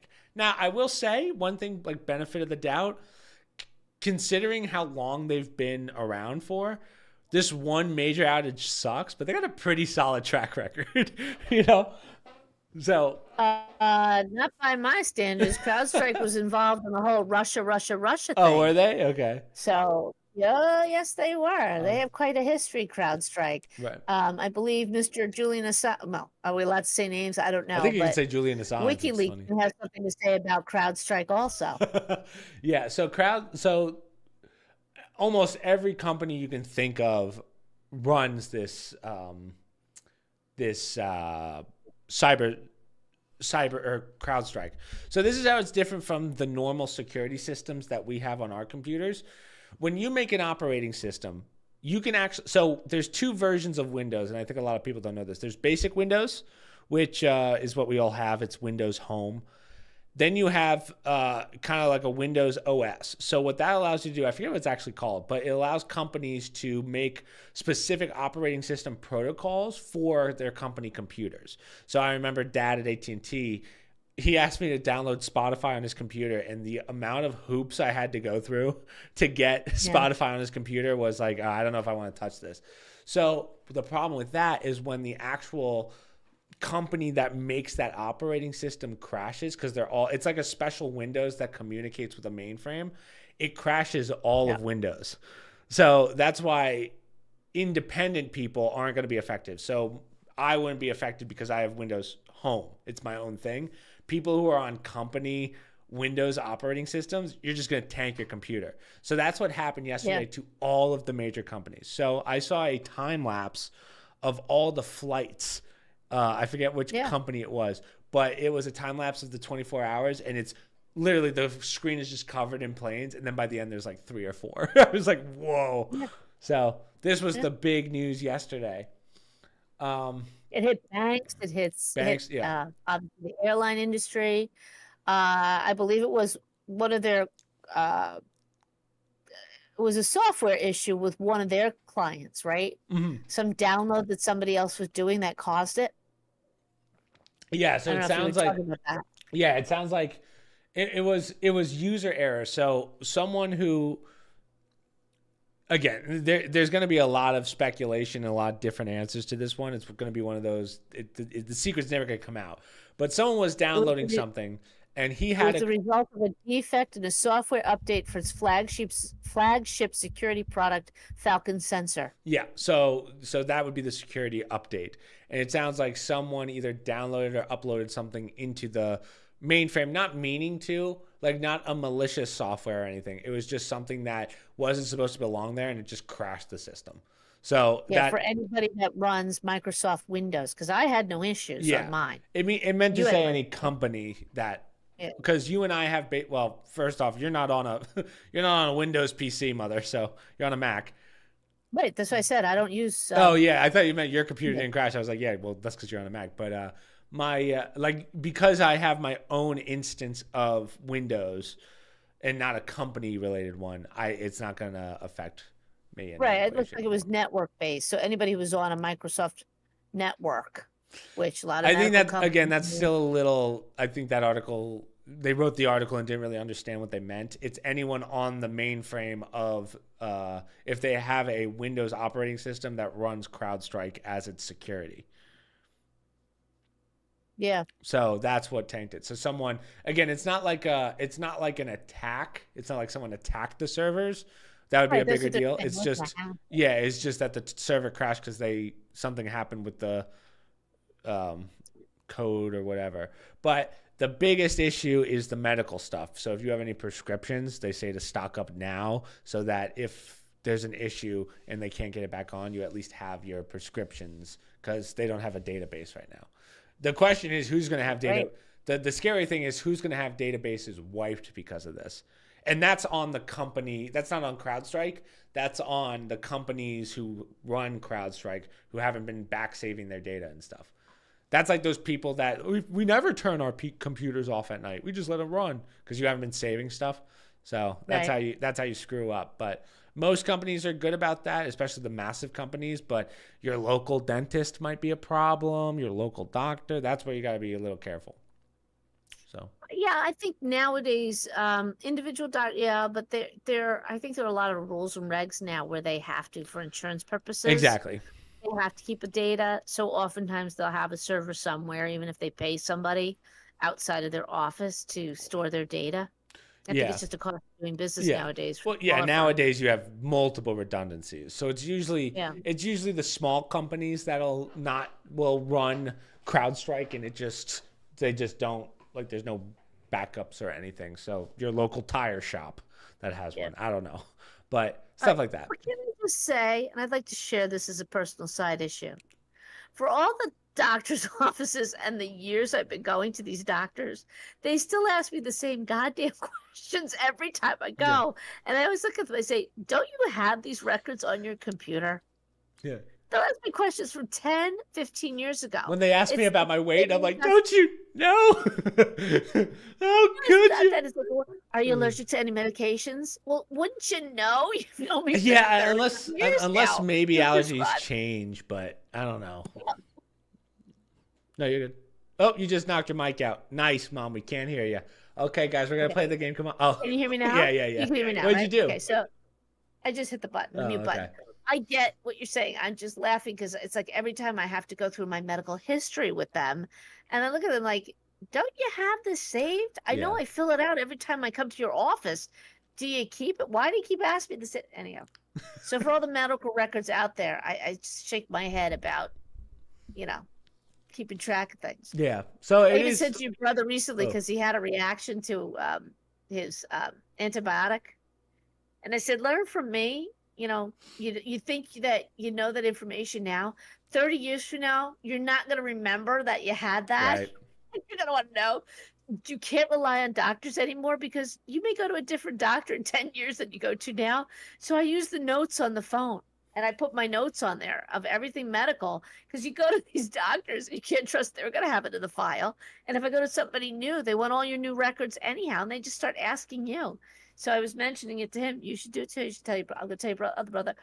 Keep track of your medical stuff, even the most benign of things that you think is not a big deal. Trust me, now they ask me stuff about you guys, and I have to go to the file and look it up from 20 years, 10 years ago. Did he take that antibiotic? Is he allergic to something? So, we found out. Well, I'm allergic to the oxys, right? We learned that the hard way. The Oxycontin. Well, either that or you didn't take it with food. We're not sure which, but something caused you to have a little reaction there. I was just telling someone that story. Well, thanks for words of advice from Mom. Any questions, guys? Do you have any questions? Mom moment. Yeah, the mom moment. If anyone has any questions, ask away. We'll give it like 5 minutes. Let me tell you, I pulled my back. So I went to Mom. Everything was fine. Everything was great. I go to the gym yesterday. I'm feeling good. I go in there. The second I walk in, I go to just do a casual stretch to touch my toes, and I felt it. I felt my back go. I went, shit. But I still did a full workout, but I did machines. I never really do machines, but luckily I feel pretty good today. All right. I don't feel awful. Yesterday, Dad was walking in the family room, and he goes to back up, and the dog was behind him, and he was afraid he was going to trip the dog. So the dog was kind of tripping him, and he slow motion old man fell. Oh, no. I do it too. When you're old and you fall, you kind of do it in slow motion because you're trying to figure out very quickly, how can I fall and not hurt myself? Because it's going to hurt no matter how I fall. And I just watched your dad just slowly go down, and land on his rear end. But he was so afraid he hurt his back. He immediately went into a backstretch position just to be on the safe side. Yeah. I said, oh, no, not the back. I don't want to hear about it. He was fine. It was fine. Oh, that's good. The back's not good. It's not good. His back's not good? No. Oh. Okay. I'm saying the back, it's not good. So you got to be really careful. Yeah. Luckily, mine's just like a minor tweak. I should be good by Monday, but yeah, I'm going to take a little light for the next couple of days. That's a good idea. Do you like the machines? I don't feel like I get as much out of them. I think I get, I can't control the weight as much. Congrats on your 100. Oh, thank you, Sonic. Sonic, any questions for podcast? Ask away. But yeah, I like with machines, I like to go. It goes to the motions, and I feel like I got a good workout. I did chest yesterday, but yeah, I feel like I get a good workout. But I still, for one, I did it because my back was in pain, so that's a little. That's kind of the. I can't say it was a good workout. It was the best that I can do in that moment. Machines are good. They kind of change it up a little bit. It's not bad to mix that in every now and then. Yeah, work a I little mean, set. yeah, I do machines as well, but that was the first time I've done an only machines workout. But yeah, Well, Dad always talks about getting that down the road when he's not lifting weights anymore. well, yeah, my place has great machines, so Yeah. that's the beauty of going to an actual You mean bodybuilding your gym. gym or the one at your No, my apartment? gym, the Okay. gym, because they got everything. I wish I could have taken Dad to it, but he was here. Next time. Yeah, Next because time. it's a great place where you're like, oh, I could get something like this at home and feel good. Like they got a bench press machine, which is one of Yeah. the coolest bench press machines I've ever seen. You put the weights on the side and you just push up. It's pretty nice. Right. So I don't like the seated ones where you're sitting and you push. Those I never liked. Yeah. That just feels weird. But no, yeah, Well, we machines always are great for find guys. we always try to find a house that has a preference would be basement or a ground floor where we could put not weights but a workout room. So it has to be tall enough to put a universal, right? Because Yeah. Dad's thinking for a Yeah, house. height's it's a the universal. height's the problem. Right. So even though you have places like some of the houses have rec centers where you go work out as a nice gym, you know, it could be like your place where it's empty and it's great and you have it all to yourself, or you could go at a certain time and it's packed, right? And then you get annoyed that you don't have one in your house. Yeah, well, what's nice about the gym, not the one here, is I go at a time where no one's there. So I get through my workouts very quickly, and I notice that I'm putting on more muscle because I don't have people to talk to as much. Right? Yeah, It's not well, like the yeah. YMCA where they call me the mayor and I'm stuck talking to everyone, and my workouts are 3 hours. So that's the only. I don't know what's been benefit. going on the way. I have no contact there. Your brother hasn't been going. You haven't obviously been there in a long time. I don't know if Yeah. you talked to anybody there. So Talked I to was him thinking about sometime. that. We drove past it the other day. I'm like, wow, nobody's been at that Y in quite a while. I wonder what the news is. What's going on at the Y these days? Yeah, well, they probably have that summer camp, so I can't wait to hear those stories. I'm sure, because there's always some good camper stories where someone messed up, someone died, Yeah, I don't get those stories from someone Mike. drowned in the pool. I assume Mike will be going back next Yeah. week sometime, but he doesn't get the gossip, Yeah, the workout gossip. He goes at a different time. So yeah. I talked to one of the guys the other day, but that was pretty much it. But yeah, so I'm did you just. see the story about the woman in the pool? She was an ex-military and she drowned right at the step. Wait, are you talking? Wait. Are you talking at RY? No, not at this Oh, Y. It was just at another- AY. AY. Or I don't even know if it was a Y, but at some pool, and everybody was walking right past her. And nobody realized that she had done laps and whatever. And I didn't watch the video of it. I saw the headline and I thought, oh, that's terrible. And then some psychologist or someone came on and said, well, I could see how that could happen. People probably passed her every day at the Oh. pool and she was always there, like the routine you have when you go to the pool. So anyhow, I didn't know if you saw that story and saw anything about it. I don't know if she was disabled or somehow she just couldn't bring herself No, up on the I step. don't know. I just want to No, thank I don't someone for the $5 donation. Thank you, Volkerstein, making my mom proud. Oh, Yeah, thank you guys. Thanks for the donation. An anniversary, or your 100 show gift, rather. Nothing better than working out in a gym by yourself. Absolutely. But no, I didn't see that story. I would like to see oh, 1 second. I just want to turn the notification off. I would like to see why. I'd like to see an autopsy. I wonder, heart attack? Because usually you wouldn't just pass out like that. It wasn't passing out. She was struggling. She was struggling and no one saw it? They walked right past her. Vet struggles and drowns on pool stairs as people walk by at the athletic club. They don't notice as the woman is drowning. And I can't remember. I didn't read the whole story. After 20 minutes had passed, a swimmer noticed Triplet's body in the Jesse. pool, pulled her out with the help from others, and an LVAC employee, it must be Las Vegas, something's like athletic club, employee appeared a minute later, according to the news. So she must have been struggling at the step. So she had done laps or whatever, and she was struggling somehow to get out. She's 58 years old, but people walking by and didn't notice. And then subsequently, I saw another headline, some, again, psychologist or whatever came out and said, I can see how it happens. People probably saw her every day. Maybe she would do these motions or bystander whatever, and they just assumed she was fine. But So she was just a shitty swimmer and no one noticed? Is that basically what it is? Because everyone thought that was just like a normal thing she would do? To your point, I mean, I shouldn't kid about it, but I guess I kind of understand the mentality. Like if someone's doing the same thing every day, but yeah, I don't know. I didn't see that. That's terrible though. There was no lifeguard on duty. Oh well, hold on. Why don't we have a lifeguard on duty? What are we doing? Lifeguard waiver gave Jim's permission to watch what was happening in the pool via camera. So I guess in some places you get away with it. But all it says was she went in the pool and she went into the pool and held on to the pool wall, kicking her legs. At one point, she appeared to go underwater unintentionally and started struggling to get back up. Right. See, she made it to the stairs. She tried to use them to get out, but she fell underwater. When I no one noticed. When I was a lifeguard, they used to show us videos of like trying to find the drowning person. And I will say it's pretty hard to do. Like there's some obvious ones, but then you'll see one in the background where you're like, oh shit, like it takes you a second to see it. I can't believe that you would do a good job on a camera. Like that would be tough. So you're telling me while someone's drowning, you're going to get up from where you are, run all the way down to where you need to get to, and then in? Something about that story is a little fishy. I smell a lawsuit.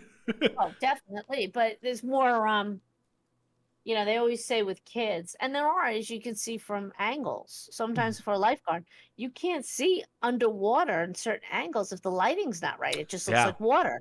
And somebody's tucked in like shadowy side of the pool. Try lifeguarding at a lake where it's just black underneath the water, and then you're told, oh, there's a kid missing, and then you have to go in and sweep, and then you find out the kid was pissing in the woods behind you.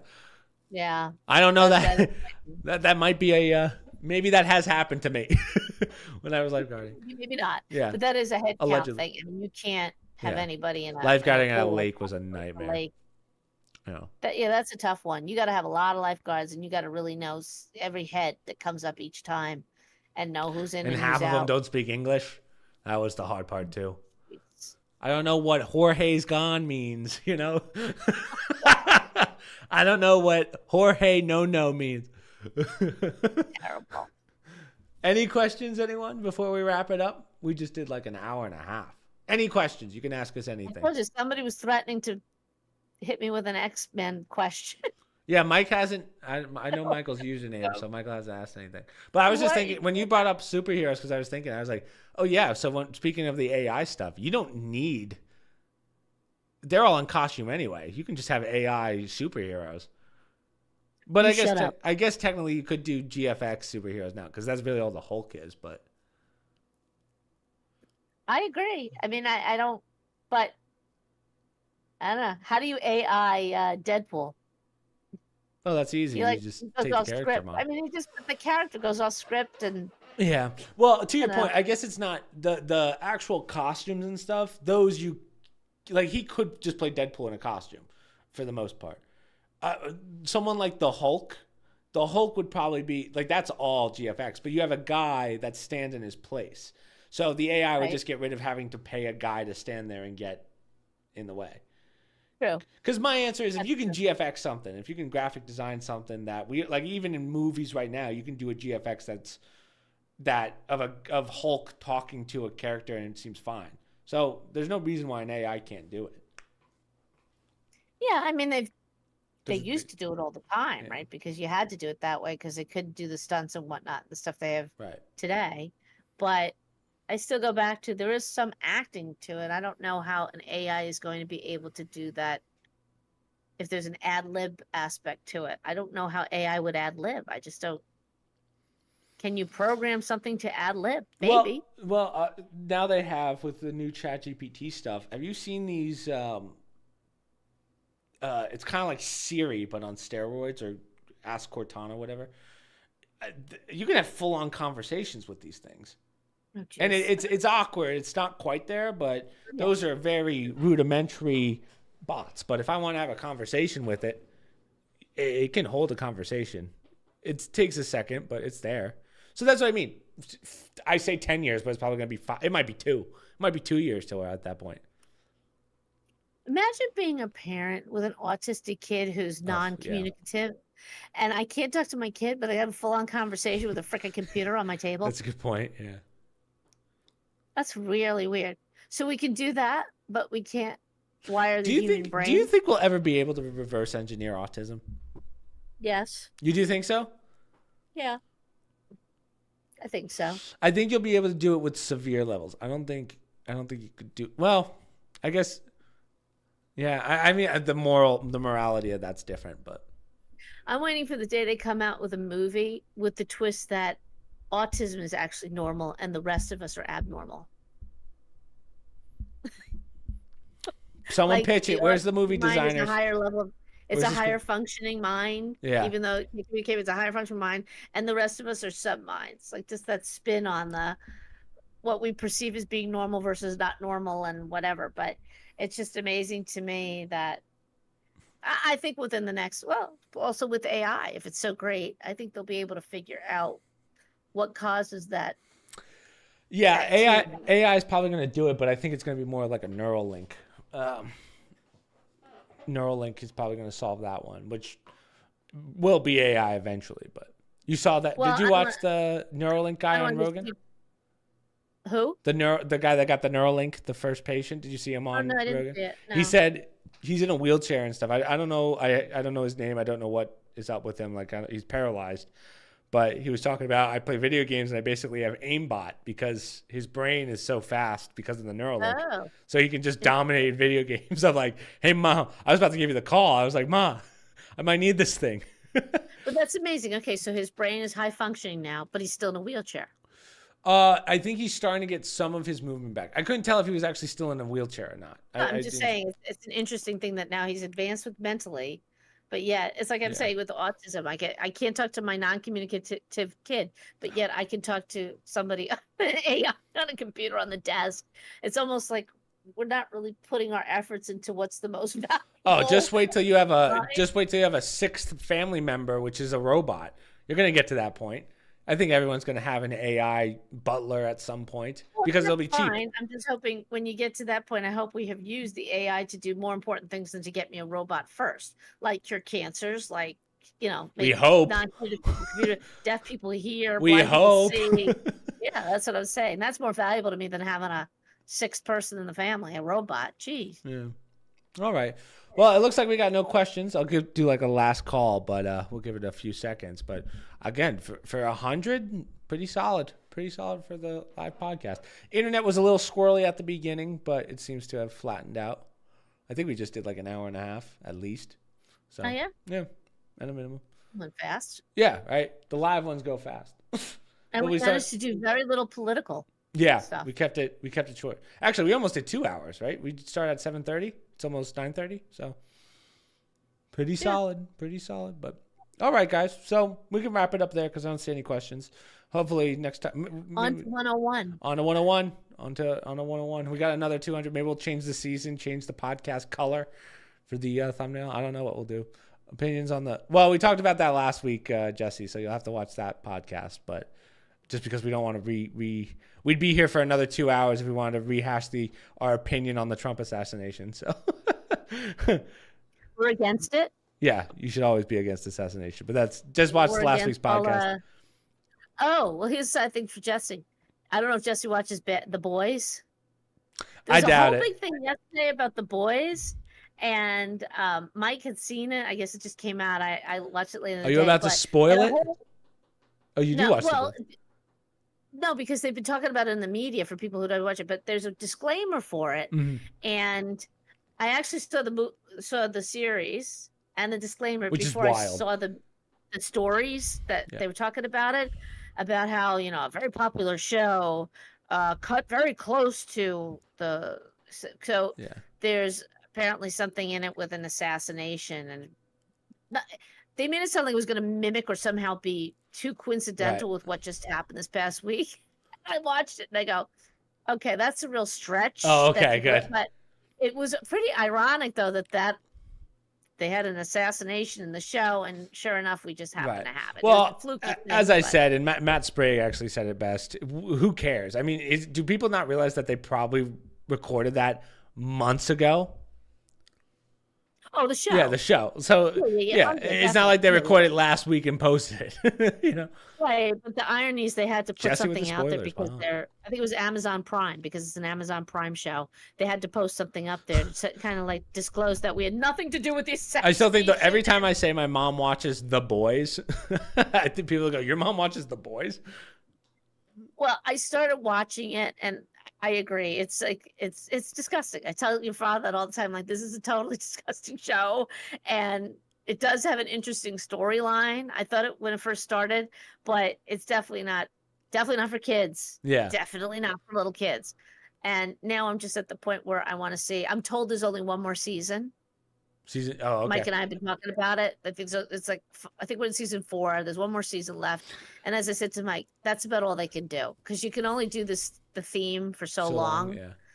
Yeah. Sometimes they overdo these shows where now you got to get to a conclusion here, because Right. and that's when he said there's only one more year left. I just saw an article on your Cobra Kai season 6 is coming. It's going to be a 3-part season. Gosh. I haven't watched it. Yeah. We stopped after 4, right? like the second year. Oh, I know. You know, it was getting, like I'm saying, some of these shows, it's the same thing over and over again. Bad guy fights the good guy. Yeah, exactly. One time the good guy wins, one time the bad guy wins. And that's what I was saying about my point about The Boys, where they said your mother watches that. If they were going more than one more season, I probably wouldn't watch it anymore. Right. It gets kind of like tedious after a while. Are you watching Game of Thrones, the new series House of Dragons? I hear great things. I heard the last episode was bad, but it's interesting. You know, it actually got me to pull out the family tree. Mom's too deep. I was watching it. Well, for all of your viewers, when I watched Game of Thrones the first time, it had already been on for about 4 seasons. And then I finally said, oh, let me see what all the hubbub's about. I started watching Game of Thrones. I had to rewatch those 4 seasons like 2 and 3 times. Only because I'm not an idiot, but I would watch it. I was ironing or whatever, thinking it was just like a right. You have to drama. get pretty. I was like, I have to pay attention to this. There's a lot of stuff that, you know, apparently there were all these things mentioned in the first season that I don't know about. So I had to watch it again. So this one, I was kind of paying attention, doing the same thing at the beginning, and now I'm like, oh, I better pay attention, because I can't figure out who half these people are. And not to sound racist, but some of the kids don't match the parents. That's what I've heard. So, I've heard someone said really apparently like the king's nephew or something like that is like, there's no way they would be related. Like, it doesn't make sense. Right. So now they introduce, you know, not your traditional kings and queens from medieval time, which is fine. It's just, you got to really pay attention to names, and people who know Game of Thrones, the names are all alike. It's like Rhaenyra, Rhaenyra. Right. Like, hold on, who is this person? We got that a lot in our animes. Everyone's the same name. There's a show that did very well called Tokyo Revengers, and it's about like a kid, like kids gangs basically, and every kid looks the same, and then with a different name. So you're like, oh my god, I might be able to name 2 characters in that. Okay. Yeah. So this one does have a lot more dragons in it than the first one. Really? So I think they're spending a little bit more money on it, because the dragons are all CGI. Here's a question. So you just I don't know if you remember watching the first season of Game of Thrones. Do you notice the production has gone up significantly in House of Dragons versus that? Yeah. That's what I figured. Because my one complaint, and I think I was talking to Ken about this too. Not complaint, but one thing I said was, this is supposed to take place a long time before Game of Thrones. Mm-hmm. And from a location, setting, costume perspective, there's no real difference. That I find a little bit odd. Like, I would have thought the costumes would have been simpler, just because it was so much longer before Game of Thrones. And that was pretty simple to begin with. You know, it's not like ornate kings and queens we had in the 1800s, whatever. So that part of it was like, I got to remember this is supposed to take place a long time before when Game of Thrones happened. Right. Even though they use a lot of the same names and places. So that part of it I found a little bit strange. But because they have more dragons, so dragons play a big part of this, because it's House of Dragons. And it's at a time when the dragons were very popular, which they talk about in Game of Thrones. Remember the time when dragons flew all over. So this is what that's supposed to be about. Gotcha. But it's okay. People say it's just as good as as Game of Thrones. Just as good. I haven't seen that yet. Oh, okay. Well, the hot take by Mom. You don't have as much intrigue in this one. Yeah, you have the battles, you have the, people getting along, not getting along. There's not as much intrigue. And so far, I haven't seen a lot of like I said, I had to go back and rewatch 1 to understand stuff going on in 2. And I don't mean who the characters are. I mean, like, some of the messages that were written or little nuances that you might not have picked up on. I don't see that as much in this one. You can keep track of the story pretty easily so far. Gotcha. Okay. Good to know. So if anyone wants to watch that, and I've been hearing a lot about The Bear, which I don't know if you've watched that one yet. Yeah, that's an interesting one. Yeah. I started Jury Duty last night. Oh, no. Okay. No, not literally Jury Duty, yeah. the show Jury Duty. Mm-hmm. And I'll tell you the premise because it's not. So I thought it was intriguing. It's court in Los Angeles. They're picking 12 people to be on a jury. All of it's fake, except for one juror who's real, and he doesn't know that it's fake.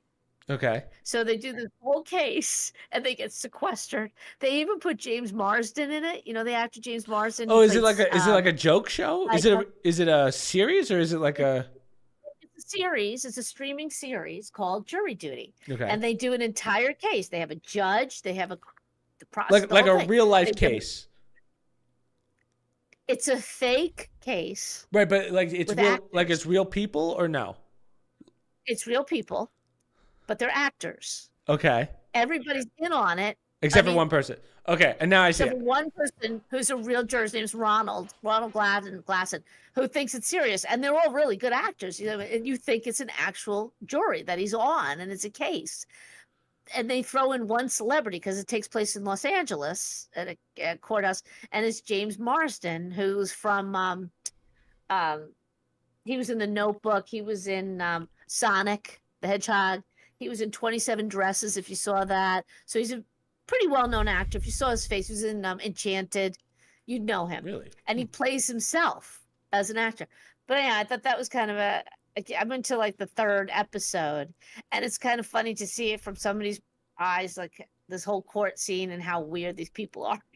Or you get all walks of life coming into jury duty. So I started watching that one, and the one you mentioned, I was at The Bear. I've seen that one advertised, but I haven't watched it yet. And Sue loves that one. It's cooks, right? Yeah, they watch Chefs? that. Yeah, it's about like a guy's father dies, he inherits the company, something like that. And he turns this restaurant into like a Michelin star restaurant or something. I could be way off. I know it has something to do with food. Honestly, I might have just made that up. I don't know. I think you're right. I think it is something about that. I might watch that one too. I've been looking for some series to start getting into again. I'm being forced to watch The Boys because everyone's asking me to. I just haven't had the time to start it. So maybe I'll watch it when I have the time, but to get through 4 seasons. I'm telling you right from the start, it's disgusting. A mother should never recommend that show. Yeah, I've seen some clips where I'm like, Mom's watching this, but Dad comes in and he's like, "You watching this with your mother? Get out of here." Does he really? Yeah. Mike drifts in because he's already seen it. And he wants to see the reaction. Like, I'm not watching this with you. Get out of here. Get out of here. And then Dad came in one time and he's like, Mike watches this crap. I'm like, yeah. And he goes, why Mike watches this crap. It's like the number 1 show on TV right now. Maybe number 2. Yeah. I know. Again, other than the really disgusting stuff in it, that's totally, I mean, it really is unnecessary. But other than that side of it, it was an interesting concept with these superheroes running the world or in the world as part of everyday life. And I'm curious to see where it goes. But we really are at that point of now we need to have an ending. Now we need to hone it in. Yeah. We need to get it somewhere. So. All right. Yeah, I'm not watching anything. All right, guys. We'll end it there. 100 down. We're good. Again, sorry about the internet at the beginning. This will be uploaded to Spotify on Tuesday as well. And then this just gets posted after this and then blah, blah, blah. So other than that, the only things I have to promote, check out the podcast clips channel for when I post clips on that. I try to do it as regularly as possible, but it's kind of hard to balance the main channel and the podcast channel. So that's tough, but I still post to that. Social media, promo code, stream links, Discord down below, and I will see you guys on Monday for stream, and you'll see Mom next week for episode 101. So, laters, guys. Give them.